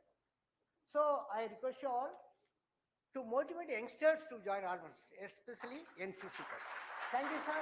Thank you for the opportunity. Thank you, sir. Thank you so much. Ms. Vanati Devi, wife of Havildar Palani, Galban Valley Clash from Ramanathapuram, has been honored with the Veer Chakra for sacrificing his life as part of the Operation Snow Leopard to defend the nation in the India-China standoff at Galban Valley in eastern Ladakh on June 15, 2020.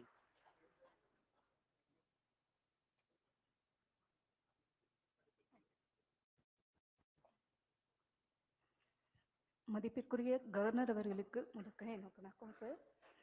மேலும் தாய்நாட்டிற்கு காக்கும் பணியிலிருந்து ஓய்வு பெற்று இங்க வந்து அமர்ந்திருக்கக்கூடிய முன்னாள் படை வீரர்கள், என்னை போன்ற தன் மகனையோ கணவனையோ தாய்நாட்டிற்காக தியாகம் செய்து வீர மங்கைகளா இங்க உட்கார்ந்திருக்கிற தாய்மார்கள், சகோதர சகோதரிகள் அனைவருக்கும் என்னோட வணக்கம்.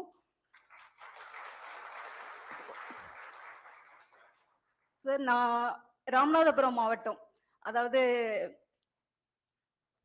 நம்ம ஏவுகணை நாயகன் வீரமங்கை வேலு நாச்சியார் பிறந்த மண்ணில இருந்து வந்திருக்கேன். அதுவே எனக்கு இன்னும் பெருமை. என் கணவர் தாய்நாட்டிற்காக தன் இன்னுயிரை நீந்து இன்று நானும் என் குழந்தைகளும் இந்த நாட்டில் கௌரவமாகவும் கம்பீரமாகவும் நிற்பதற்கு எனக்கு ஒரு வாய்ப்பை விட்டு சென்றார் அப்படின்றதுல ரொம்ப பெருமையும் மகிழ்ச்சியோடனும் இங்க இருக்கிறேன். பர்சனலா நான் அஃபெக்ட் ஆயிருந்தா கூட என் கணவர் வந்து என்னை சாதாரணமா விட்டுட்டு போகல அப்படின்றது வந்து எனக்கு மிகப்பெரிய கௌரவம். இந்த இடத்துல நான் கௌரவமா வந்து நிக்கிறேன் அப்படின்றது வந்து எனக்கு மிகப்பெரிய கௌரவம். ஏன்னா உங்களோட நிகழ்ச்சிகள் இப்போ ரீசெண்டா அன்னையர் தின நிகழ்ச்சியில நான் மகேஷ் சாரோட அம்மா வந்து அவங்களோட குறைய சொல்லும் போது நீங்க அவங்கள ஆற தழுவி, அதாவது அவங்களோட உணர்வுகளை புரிஞ்சுக்கிட்டீங்க. எனக்கு அது அந்த ஒரு விஷயத்துக்காக தான் நான் உங்ககிட்ட வந்தேன்.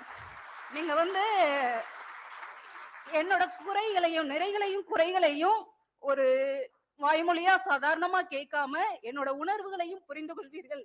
உங்ககிட்ட என்னோட உணர்வை புரிஞ்சு கொள்ள முடிஞ்சிச்சு அப்படின்னா எனக்கு என்ன தேவைன்றது சாருக்கு தெரியும். என்ன என்ன என்ன என்ன என்ன புரிஞ்சுக்க முடியும் போது எல்லாரோட உணர்வுகளையும் அவங்களால புரிஞ்சுக்க முடியும்.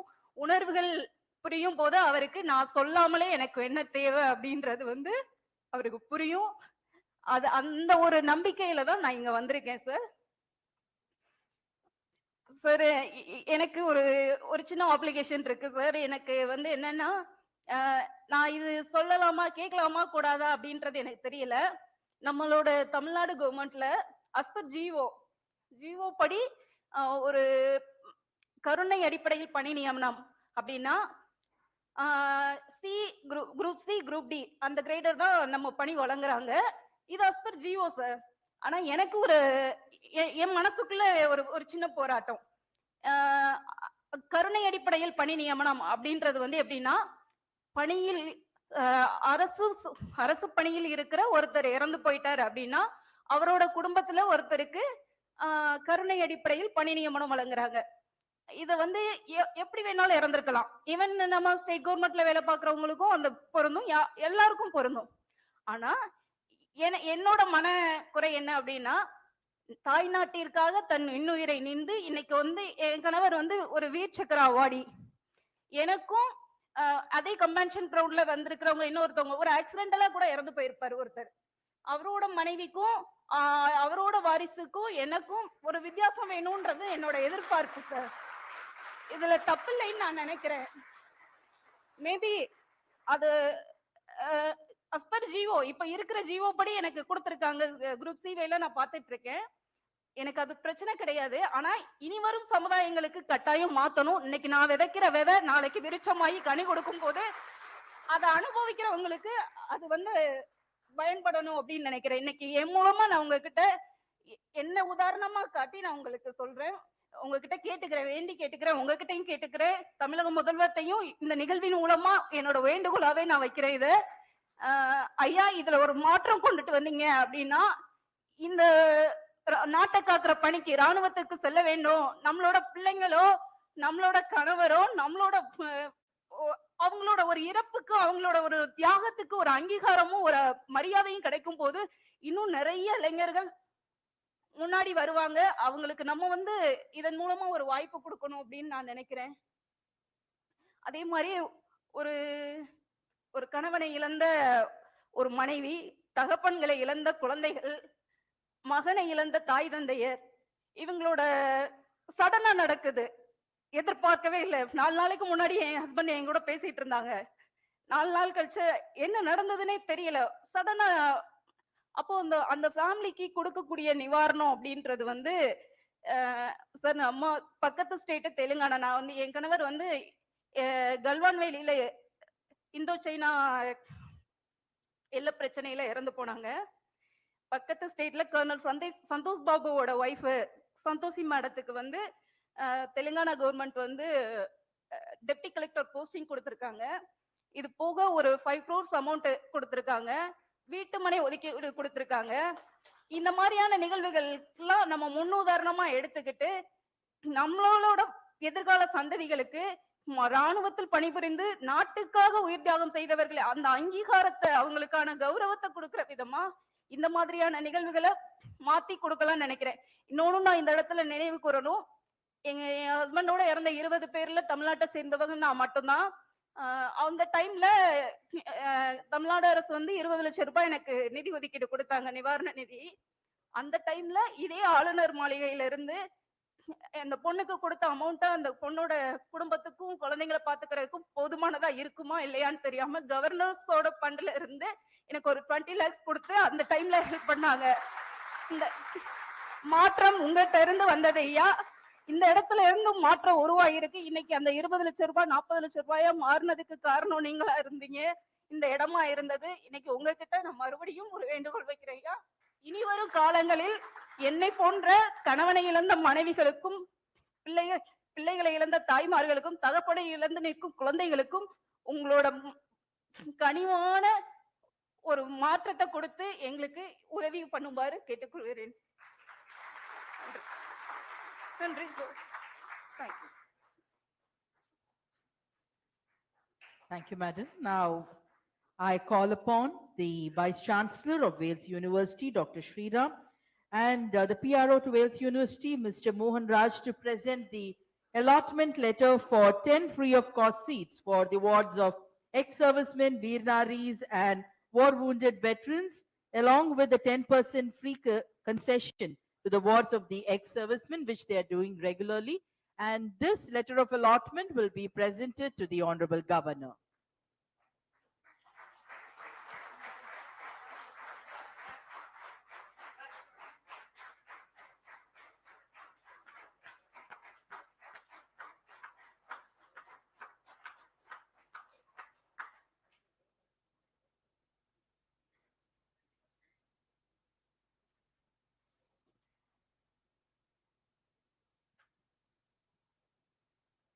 We now request the Honorable Governor to felicitate the awardees of the day. We call upon Thiru AVM Swaminathan, the Air Vice Marshal, who will now be felicitated by the Honorable Governor. I think we can have a resounding applause, resounding ovation. He has kept the best request to the Honorable Governor, considering your welfare. The Honorable Governor is felicitating Thiru AVM Swaminathan with a shawl and a memento for his stupendous service to the nation. Colonel Ganesan will now be felicitated by the Honorable Governor. We call upon Thiru Colonel Ganesan, a 1965 Operation veteran, was awarded a wound medal. He was awarded the Vashish Seva Medal for exceptional performance as station commander in Antarctica, an outstanding sportsman and writer. Colonel Ganesan has authored 12 books.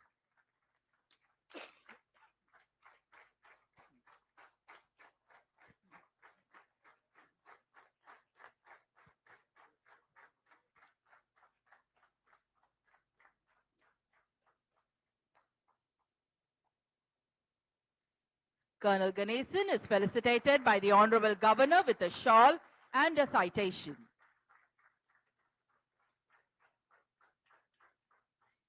Major Natarajan, father of Lieutenant Parthiban Kirti Chakra. Lieutenant Parthiban killed 2 heavily armed terrorists in the Gurez sector of Jammu and Kashmir. Lieutenant N. Parthiban displayed conspicuous bravery, grit, and devotion to duty of very high order in the face of hostile fire and made the supreme sacrifice. The Honorable Governor is felicitating Major Natarajan, father of Lieutenant Parthiban Kirti Chakra.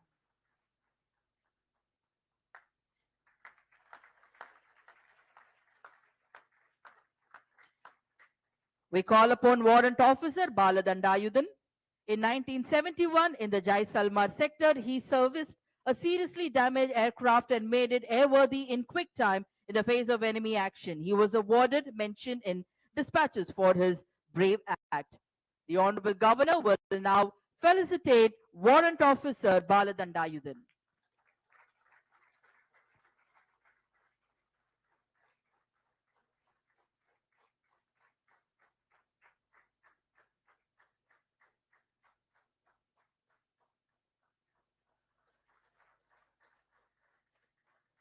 The Honorable Governor is felicitating Thiru Bala Dandayudan with a shawl and a citation.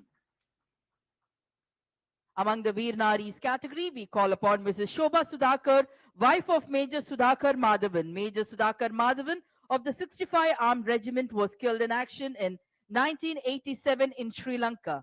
He was awarded Sena Medal Gallantry. His wife, Mrs. Shobha Sudhakar, retired from Indian Bank after an exceptional service of 26 years.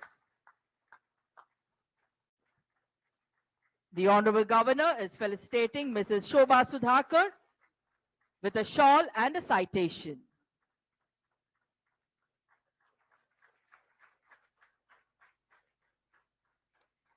Mrs. Vedavalli Vinayak is wife of Major Vinayak Sitaraman. Major Vinayak was killed in action in the Siachen Glacier, the highest and the coldest battlefield in the world. The Honorable Governor will now felicitate Mrs. Vedavalli Vinayak with a shawl and a citation.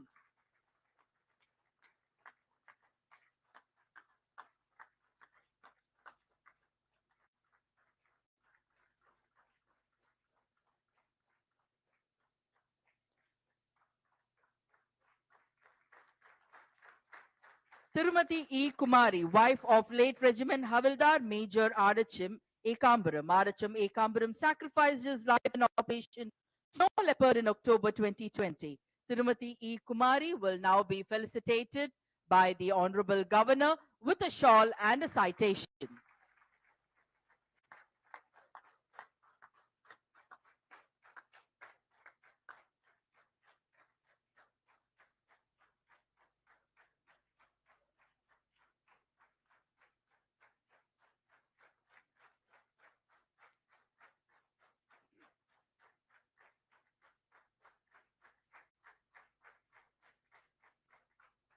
Ladies and gentlemen, the Honorable Governor will now felicitate Mrs. Vanati Devi, wife of Havildar Palani Veerachakra, with a shawl and a citation.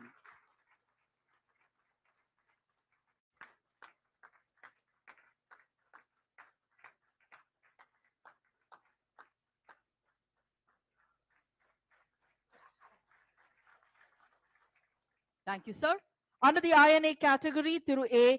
Mahesh Netaji Navbharat Foundation, in recognition for his tireless dedication and commitment, has made a significant difference, and we are honored to recognize your contributions, sir. The Honorable Governor will now felicitate Thiru A. Mahesh Netaji with a shawl and a citation.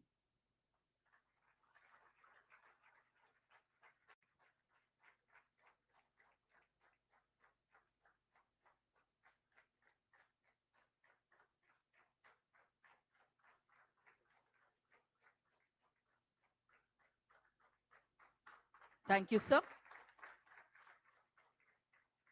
NGO projects Hayata 02 Husky Injection Molding System.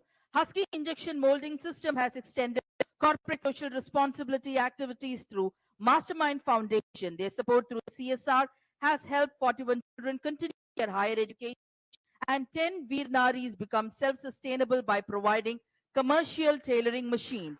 Their support has brought about a myriad of changes in the life of ex-servicemen and Veer Naris.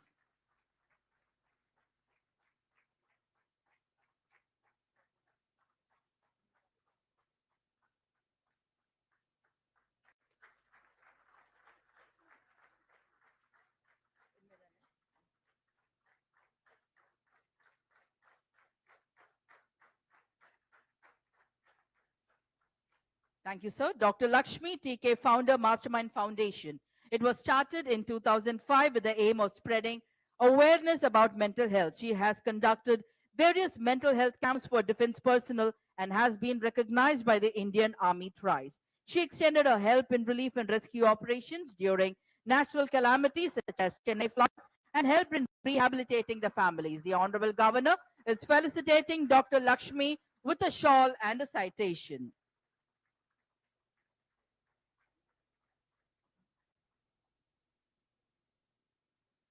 The Honorable Governor will now felicitate Srimati Archana Mahesh, founder and director, Sri Gyana Mudra Academy for Bharatanatyam, in recognition of her remarkable contributions to Bharatanatyam. Your tireless efforts and commitment has made significant impact, and we are honored to recognize your service, madam. The Honorable Governor is felicitating Srimati Archana Mahesh with a shawl and a citation. Ladies and gentlemen,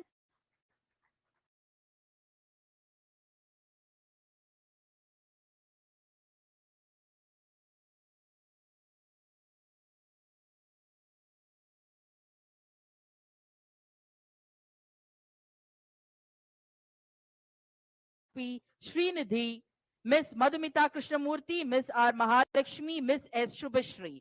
Thank you for your present.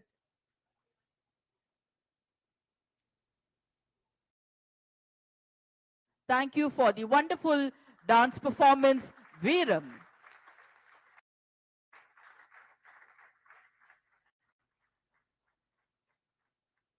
We thank the Honorable Governor for felicitating the awardees of the day. We now request the Honorable Governor to address the gathering.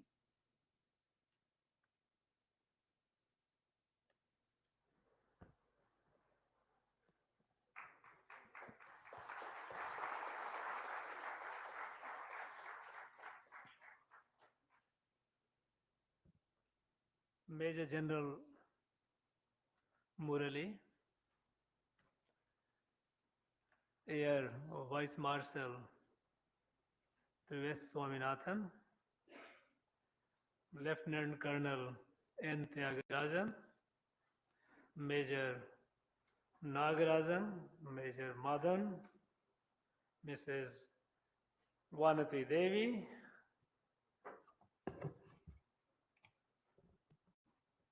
all the veterans present here, Veer Naris,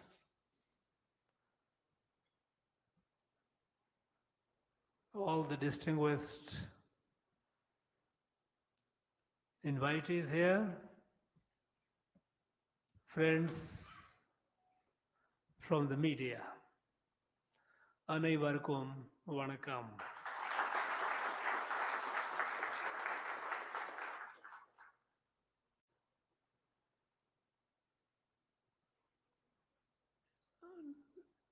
Today, by felicitating our veterans and the Veer Naris,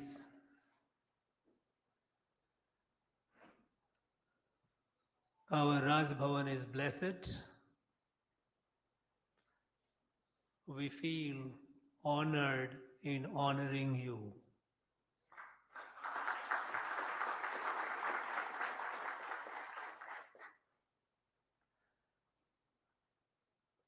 A soldier,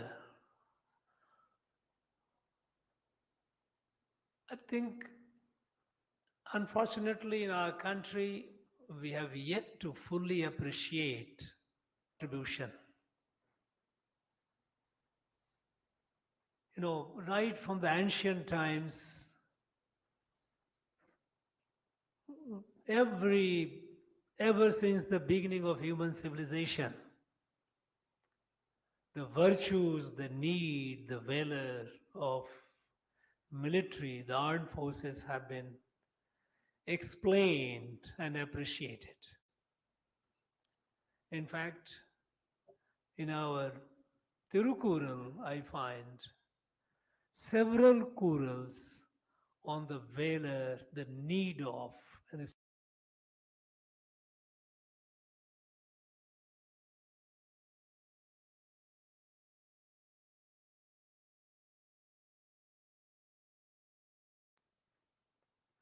then not only the king is happy, the kingdom is secured, but the people living in the kingdom, living in the country, they are happy, they are prosperous, they pursue what they need to pursue, free of any fear, free of any sense of insecurity. In fact, one of the ancient Indian texts, Shukraniti, was one of the ancient, like Chanakya, Kautilya, we know, Shukracharya himself was a great strategist. And there he extols the virtues of military. He says, Sainyada vina na rajyam. I will translate. Sainyada vina na rajyam na dhanam na parakrama. Balino vasagaha sarve durbalasya cha satrava. Without a strong military, there is no country. No sanyada vina na rajyam, no rajya. Without a strong sena military. Na dhanam, no parakrama. No dhan, no wealth, no parakrama. There is nothing. The state, the country does not exist. Because even if it exists in a very debilitated, humiliated condition, if it doesn't have a strong military. So sainyad vina na rajyam, na dhanam, na parakrama. Balino vasagaha sarve durbalasya cha satrava. To a strong country, that means with a strong military, you have friends around. Everyone is your friend. Balino vasagaha sarve. Durbalasya cha satruva. If you are weak, you are surrounded by enemies. The strong military is not only a pride of a nation, but it is the guardian of not only security, but also guardian of the nation's pride, nation's honor. Such a force, when a person, when a soldier joins the armed forces, this is not a job or a naukri as it is called. It is a commitment, a total dedication to give one's life to the nation, to submit oneself to the nation, and willing to sacrifice one's life, the ultimate sacrifice for the safety, security, and honor of the country. And this commitment should not be viewed as a mere job. And that is where I feel that while in the time of conflict, in the time of tensions, in the time of war, the whole nation gets up behind the military. But in normal, in peacetime, I am afraid, we do not have that sense of appreciation what a soldier has been doing all through his or her life. A soldier, we are talking about ex-soldiers, ex-servicemen. I think these are not very appropriate words, because a soldier is disciplined in a way which is committed to Desa Bhakti. And we know that in our country, Desa Bhakti and Daiva Bhakti have all been together, inseparable.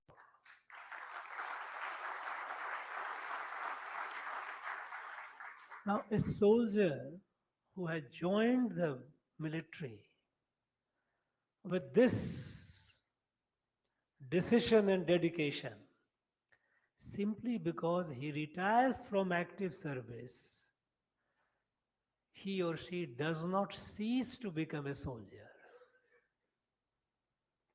Wherever that soldier goes after his or her service in the military, even if the society has not been giving due recognition, even if it doesn't do, the soldier doesn't give up. You rarely hear a case where a soldier after retirement has become a rogue or indisciplined. Extreme, I have not heard so far. So even not getting the adequate care, not getting the adequate attention, of the society, the soldier continues to be what he was, may not be on the front, but in around. Whenever an what we call, a retired soldier, retired from service, wherever the person lives in the village or wherever, and if he sees anything going wrong, he will not keep quiet. He'll be sure about it. Soldier will not keep quiet. Others will ignore. Other will say, "Why should I?" No, because after all, when you challenge something wrong which you see around, it also has a risk because you might be displeasing or you might be inviting problem for yourself. So many people, a civilian usually would like to be very careful, but not a soldier. So a soldier, even after the acting service, remains a priceless asset to the country.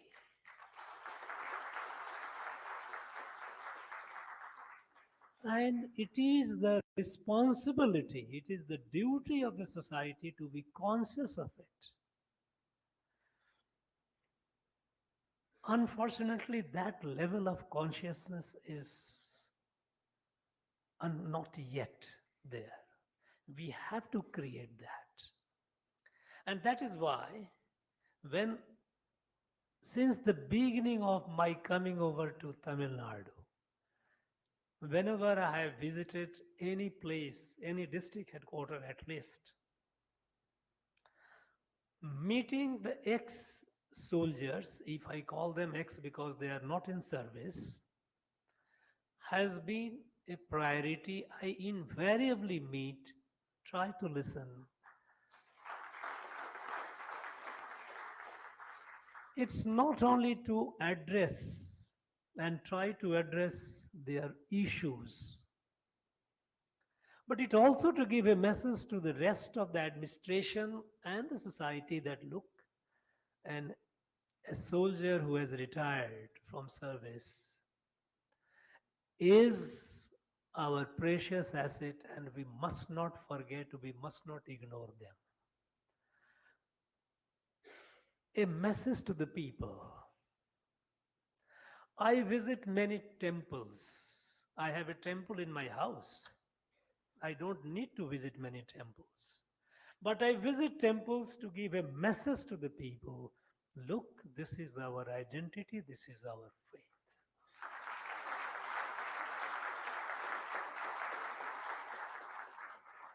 And so when I meet our retired soldiers and their families, it is also a messaging to the rest of the community, the society, and even the administration that look, we must be conscious of their presence and we must honor, we must be respectful to them.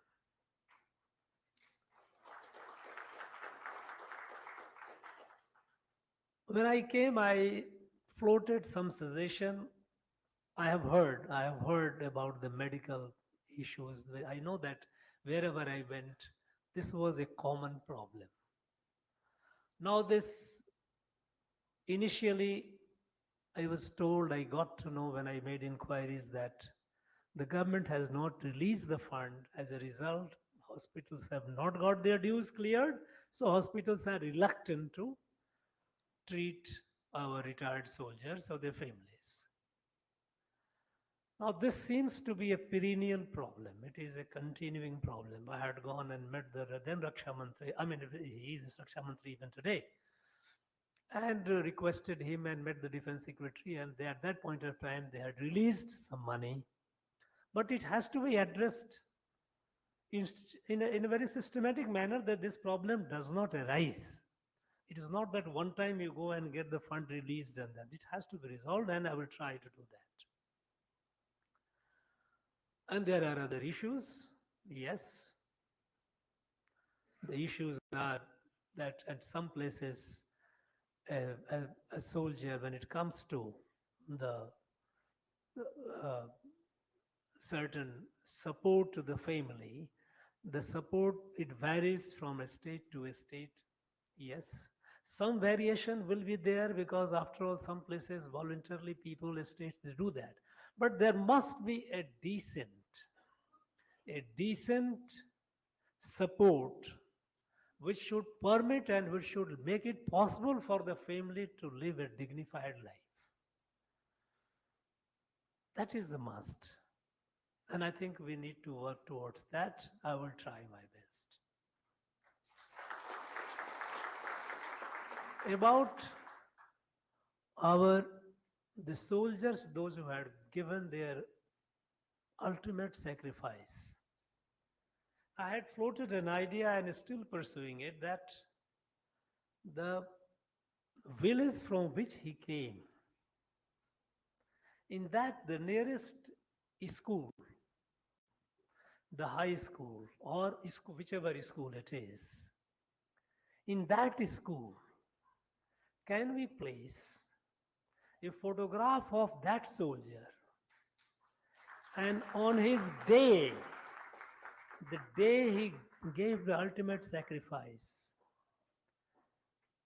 an event, a function can be organized in his honor. It can be written about him, about the war that he fought or the situation in which he fought, whether he fighting with the forces, the enemy forces, which are from the military of the cross, or the forces, the enemies within, they are terrorists.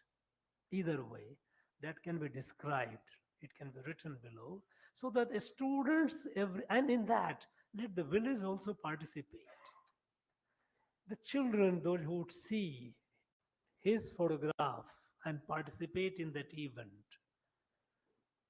first, the village will be proud of the soldier who gave their life.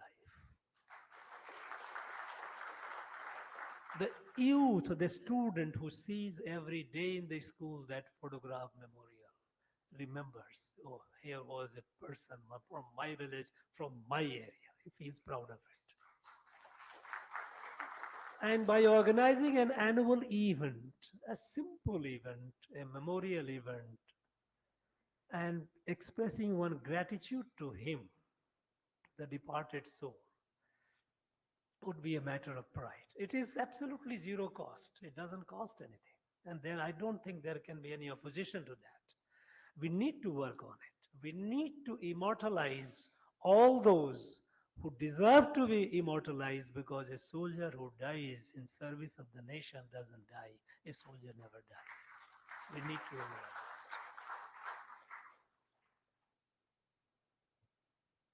that. I think some issues which have been raised today, I am somewhat aware of them, but I think I will organize, I will take it forward, have a meeting with the concerned. And then if it needs to be resolved at the level of the government of India, I will go to the government of India, I will meet the Raksha Mantri, I will take it up with the people, and I will try to see that it is resolved. One thought which I have, which I would like to share with all of you, is that in Tamil Nadu, we have approximately 2,200,000 put together, our retired soldiers and our widows. Put together, we have 200,000 around. It's not a small number. Can we think of, a suggestion has been made, there are so many organizations can be.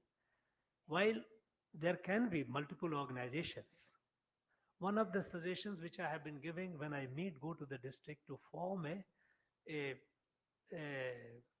WhatsApp group, a group of all these people in a particular area. If the district, for the taluk can have, district can have, combination of that, and actually subsequently state. Because today in a digital age, it's not something which is very difficult. My point is that, it's a human nature. A suggestion was, the major told is that if you go with maybe 4, 5, 8 people to go and try to impress something with the authorities, and if larger number goes, there's a difference. So, there is what is called in social science, what is called is a theory of collective action. If 200,000 is such a large number, if we can form a digital group together, and this digital group is not necessarily only for raising the issues, also can be celebration. Each one knows, suppose in a local area, if a retired soldier is in, suppose if in a distress or a need, and if it is known on the digital platform, the nearby people can, those who are in the family of the larger family of there's our this 200,000 people, those who are around, they can move forward. Some of them can volunteer and try to help. Similarly, there are happy occasions, children, marriage of the children, grandchildren. There is something some nearby people get. So what I'm trying to say is a sense of we are a kutumbam, but this kutumbam has to be translated in a sense. So creating a digital family of all our people, all nearly 200,000 people. And in our state, every year, about 2,500 to 3,000 of our soldiers retire from the active service and come back. This is our also position. Every year, we 2.5 to 3,000 of our people, they come and join. So our family will keep increasing. If we can do that, that will give us a strength. First, the voice will be heard. Second, it will give the critical mass, even create the larger awareness in the society. If you remain scattered, it will not have that, it will not be that impactful. But if we are together, it will also create greater awareness in the society. And as I said, that a soldier never retires. So what all can be done? People usually say, okay, in time of distress, when there is a COVID, there is a flood, look to. Okay, but even in normal times, these people, this 200,000, they are proven beyond doubt that they are the people who are dedicated, those who have dedicated their life to the nation, to the society.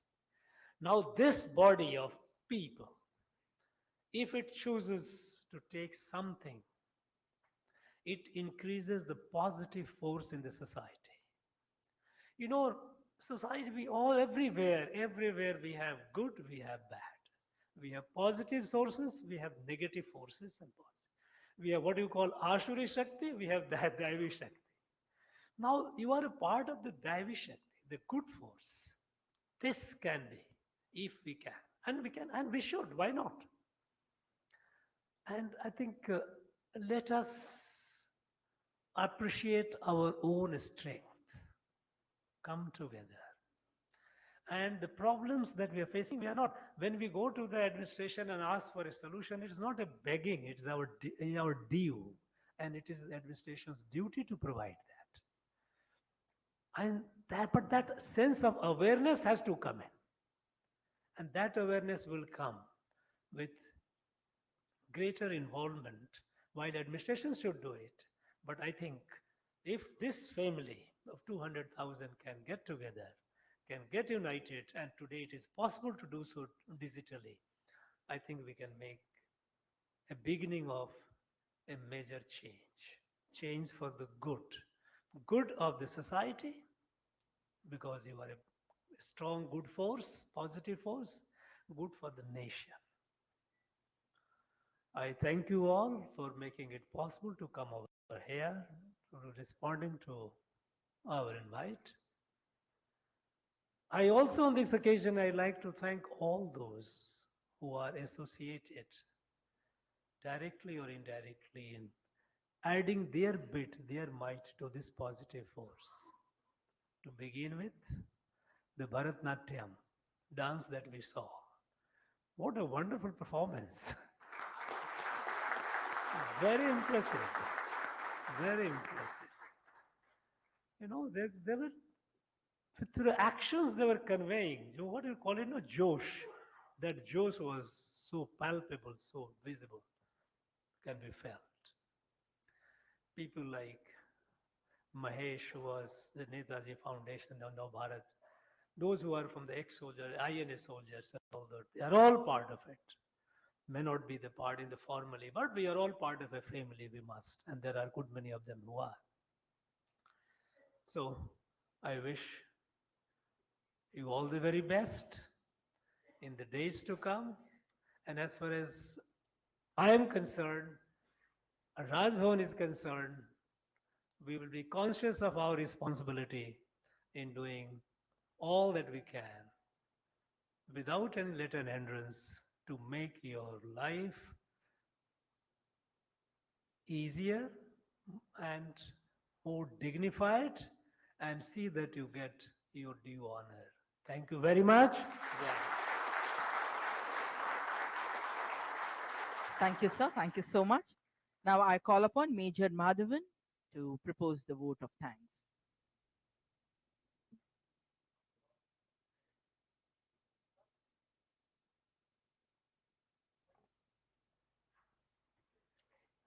Good afternoon, everyone. Jai Hind.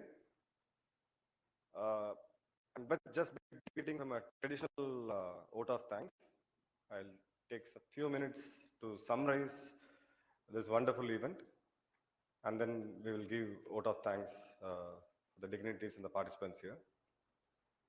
So, a couple of months before, we met His Excellency, Governor Thiru R. N. Ravi, on a soldier's unfortunate death. So, when we raised up a point, I told His Excellency, this may demoralize a soldier's mind. So, the answer which His Excellency gave is a soldier has all the rights to get angry. But if he gets demoralized, he is not fit to be a soldier. So it was just spontaneous, but it really meant a lot. So each and every one here, we are known for our Josh, we are known for our high moral, and we are known for our dedication and commitment. So that's why we have a greater responsibility in our shoulders. When we have a population of 2 lakh plus, what can 2 lakh make a difference in a state whose population is 8 crore, to be precise? It's like the great nationalistic movement which started by Netaji. In the first 6 months, it was less than 5,000. So we can really make a change. And later, I would like to go back to my school days. While passing through Raj Bhavan, the same road, very same road, I asked my dad, what is this place called? He said, Raj Bhavan. And I said, who stays here? He said, Raja stays here. So I said, can we go inside? He said, son, for that, I have to be really big. He was an engineer, civil engineer. Or you should become so big and elite to get inside. But today, we have people from all walks of life. We have IAS aspirants. We have our karamcharis. We have our doctors, nurses, right from auto olas to people from all walk of life.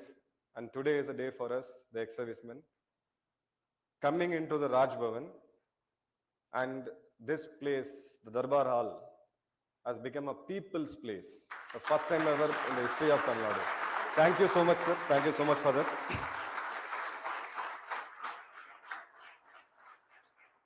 So from 93, when I asked that question from my dad, and the transformation which our wonderful Bharat has seen today, we have the common man as Prime Minister, we have the common woman as our President, and we have the common people here in the Darbar Hall, spending our wonderful Sunday here. This is the transformation which had been brought in by our great leaders, and especially in Raj Bhavan. I would really like to thank Her Excellency Thiru R. N. Ravi avargal. I would like to address him as Makkalin Governor.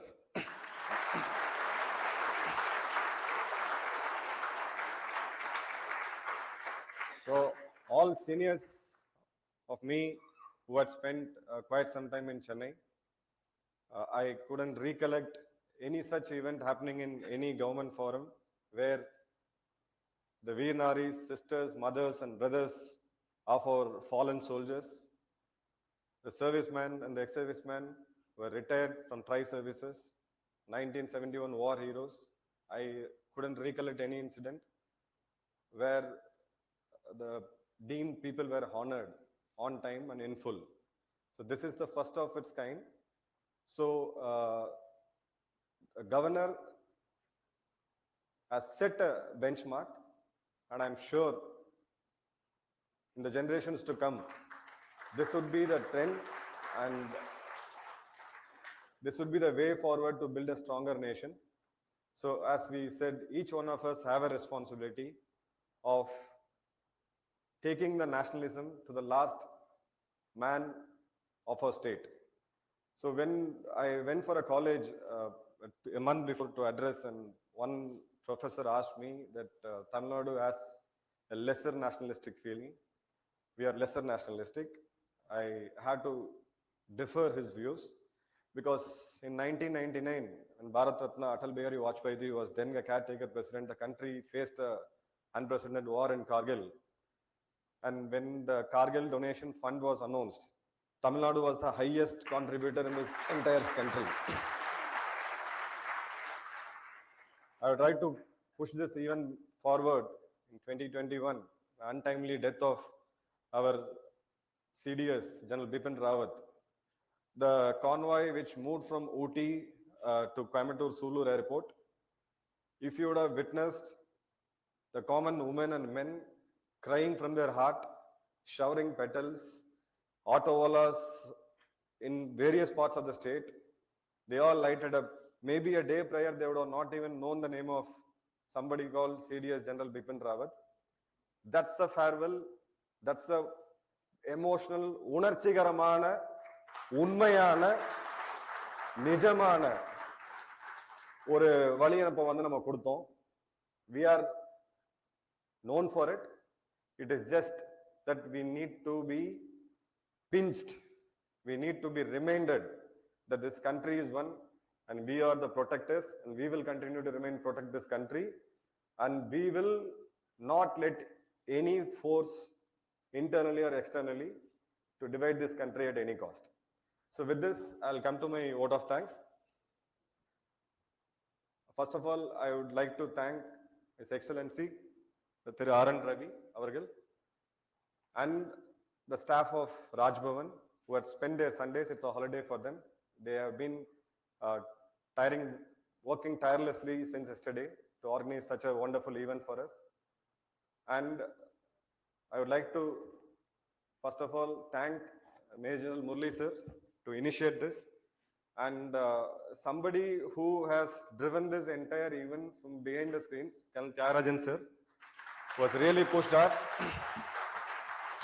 Every day with his busy schedule, most of you have seen him as a panelist, a TV speaker, a nationalist, a man who runs an NGO, but most of us doesn't know that he is also a farmer, a very, very active farmer. In spite of his busy schedule, all of us, the organization's volunteers, got together and got this entire family together on a very hot sunny day.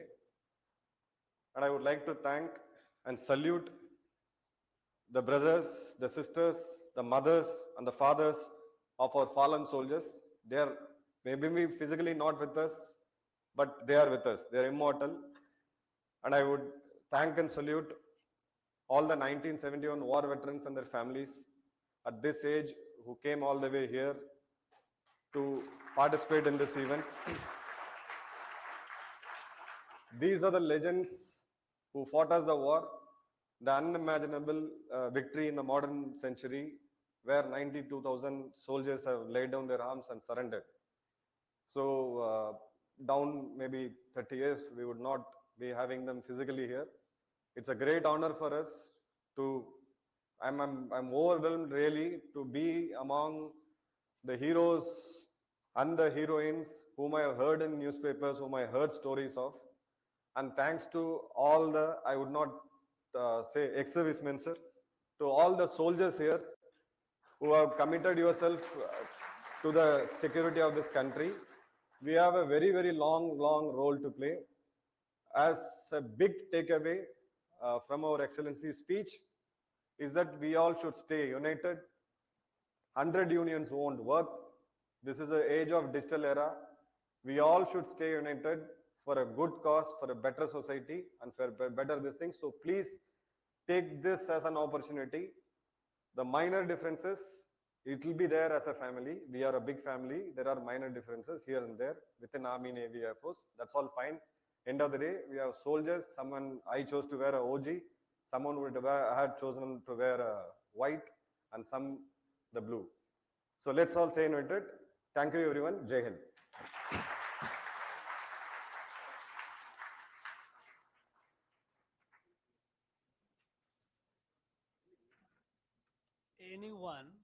Anyone who said Tamil Nadu is less nationalistic, I really wonder who he was or she was. It's nothing could be farther from truth. Tamil Nadu has always been at the front of national defense.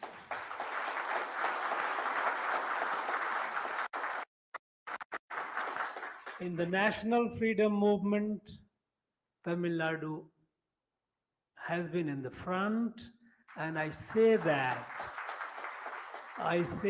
this with full sense of responsibility, because now when I came to this, it was unfortunate. When I came and I wanted to know the list of freedom fighters from Tamil Nadu, national freedom fighters, initially then some names I got, they were not even 40s. And today we are finding we have thousands of people of Tamil Nadu, of this place, they have fought. They have fought for the freedom of our country. And as a matter of gratitude to them, we have started to begin with, it is not the end, it is the beginning, 100 freedom fighters, unsung heroes. We know some. We know the great people like Veer Pandya Kattabomman. We know like Veer Bangai, Velu Nachiyar. We know so many of this. I mean, so many of them. But we do not know a very large number. And on the 100 such unsung freedom fighters, our very enthusiastic young scholars are doing the researches, in a year, one full year dedicated to them. Now this land, and then it will continue because we have several thousand.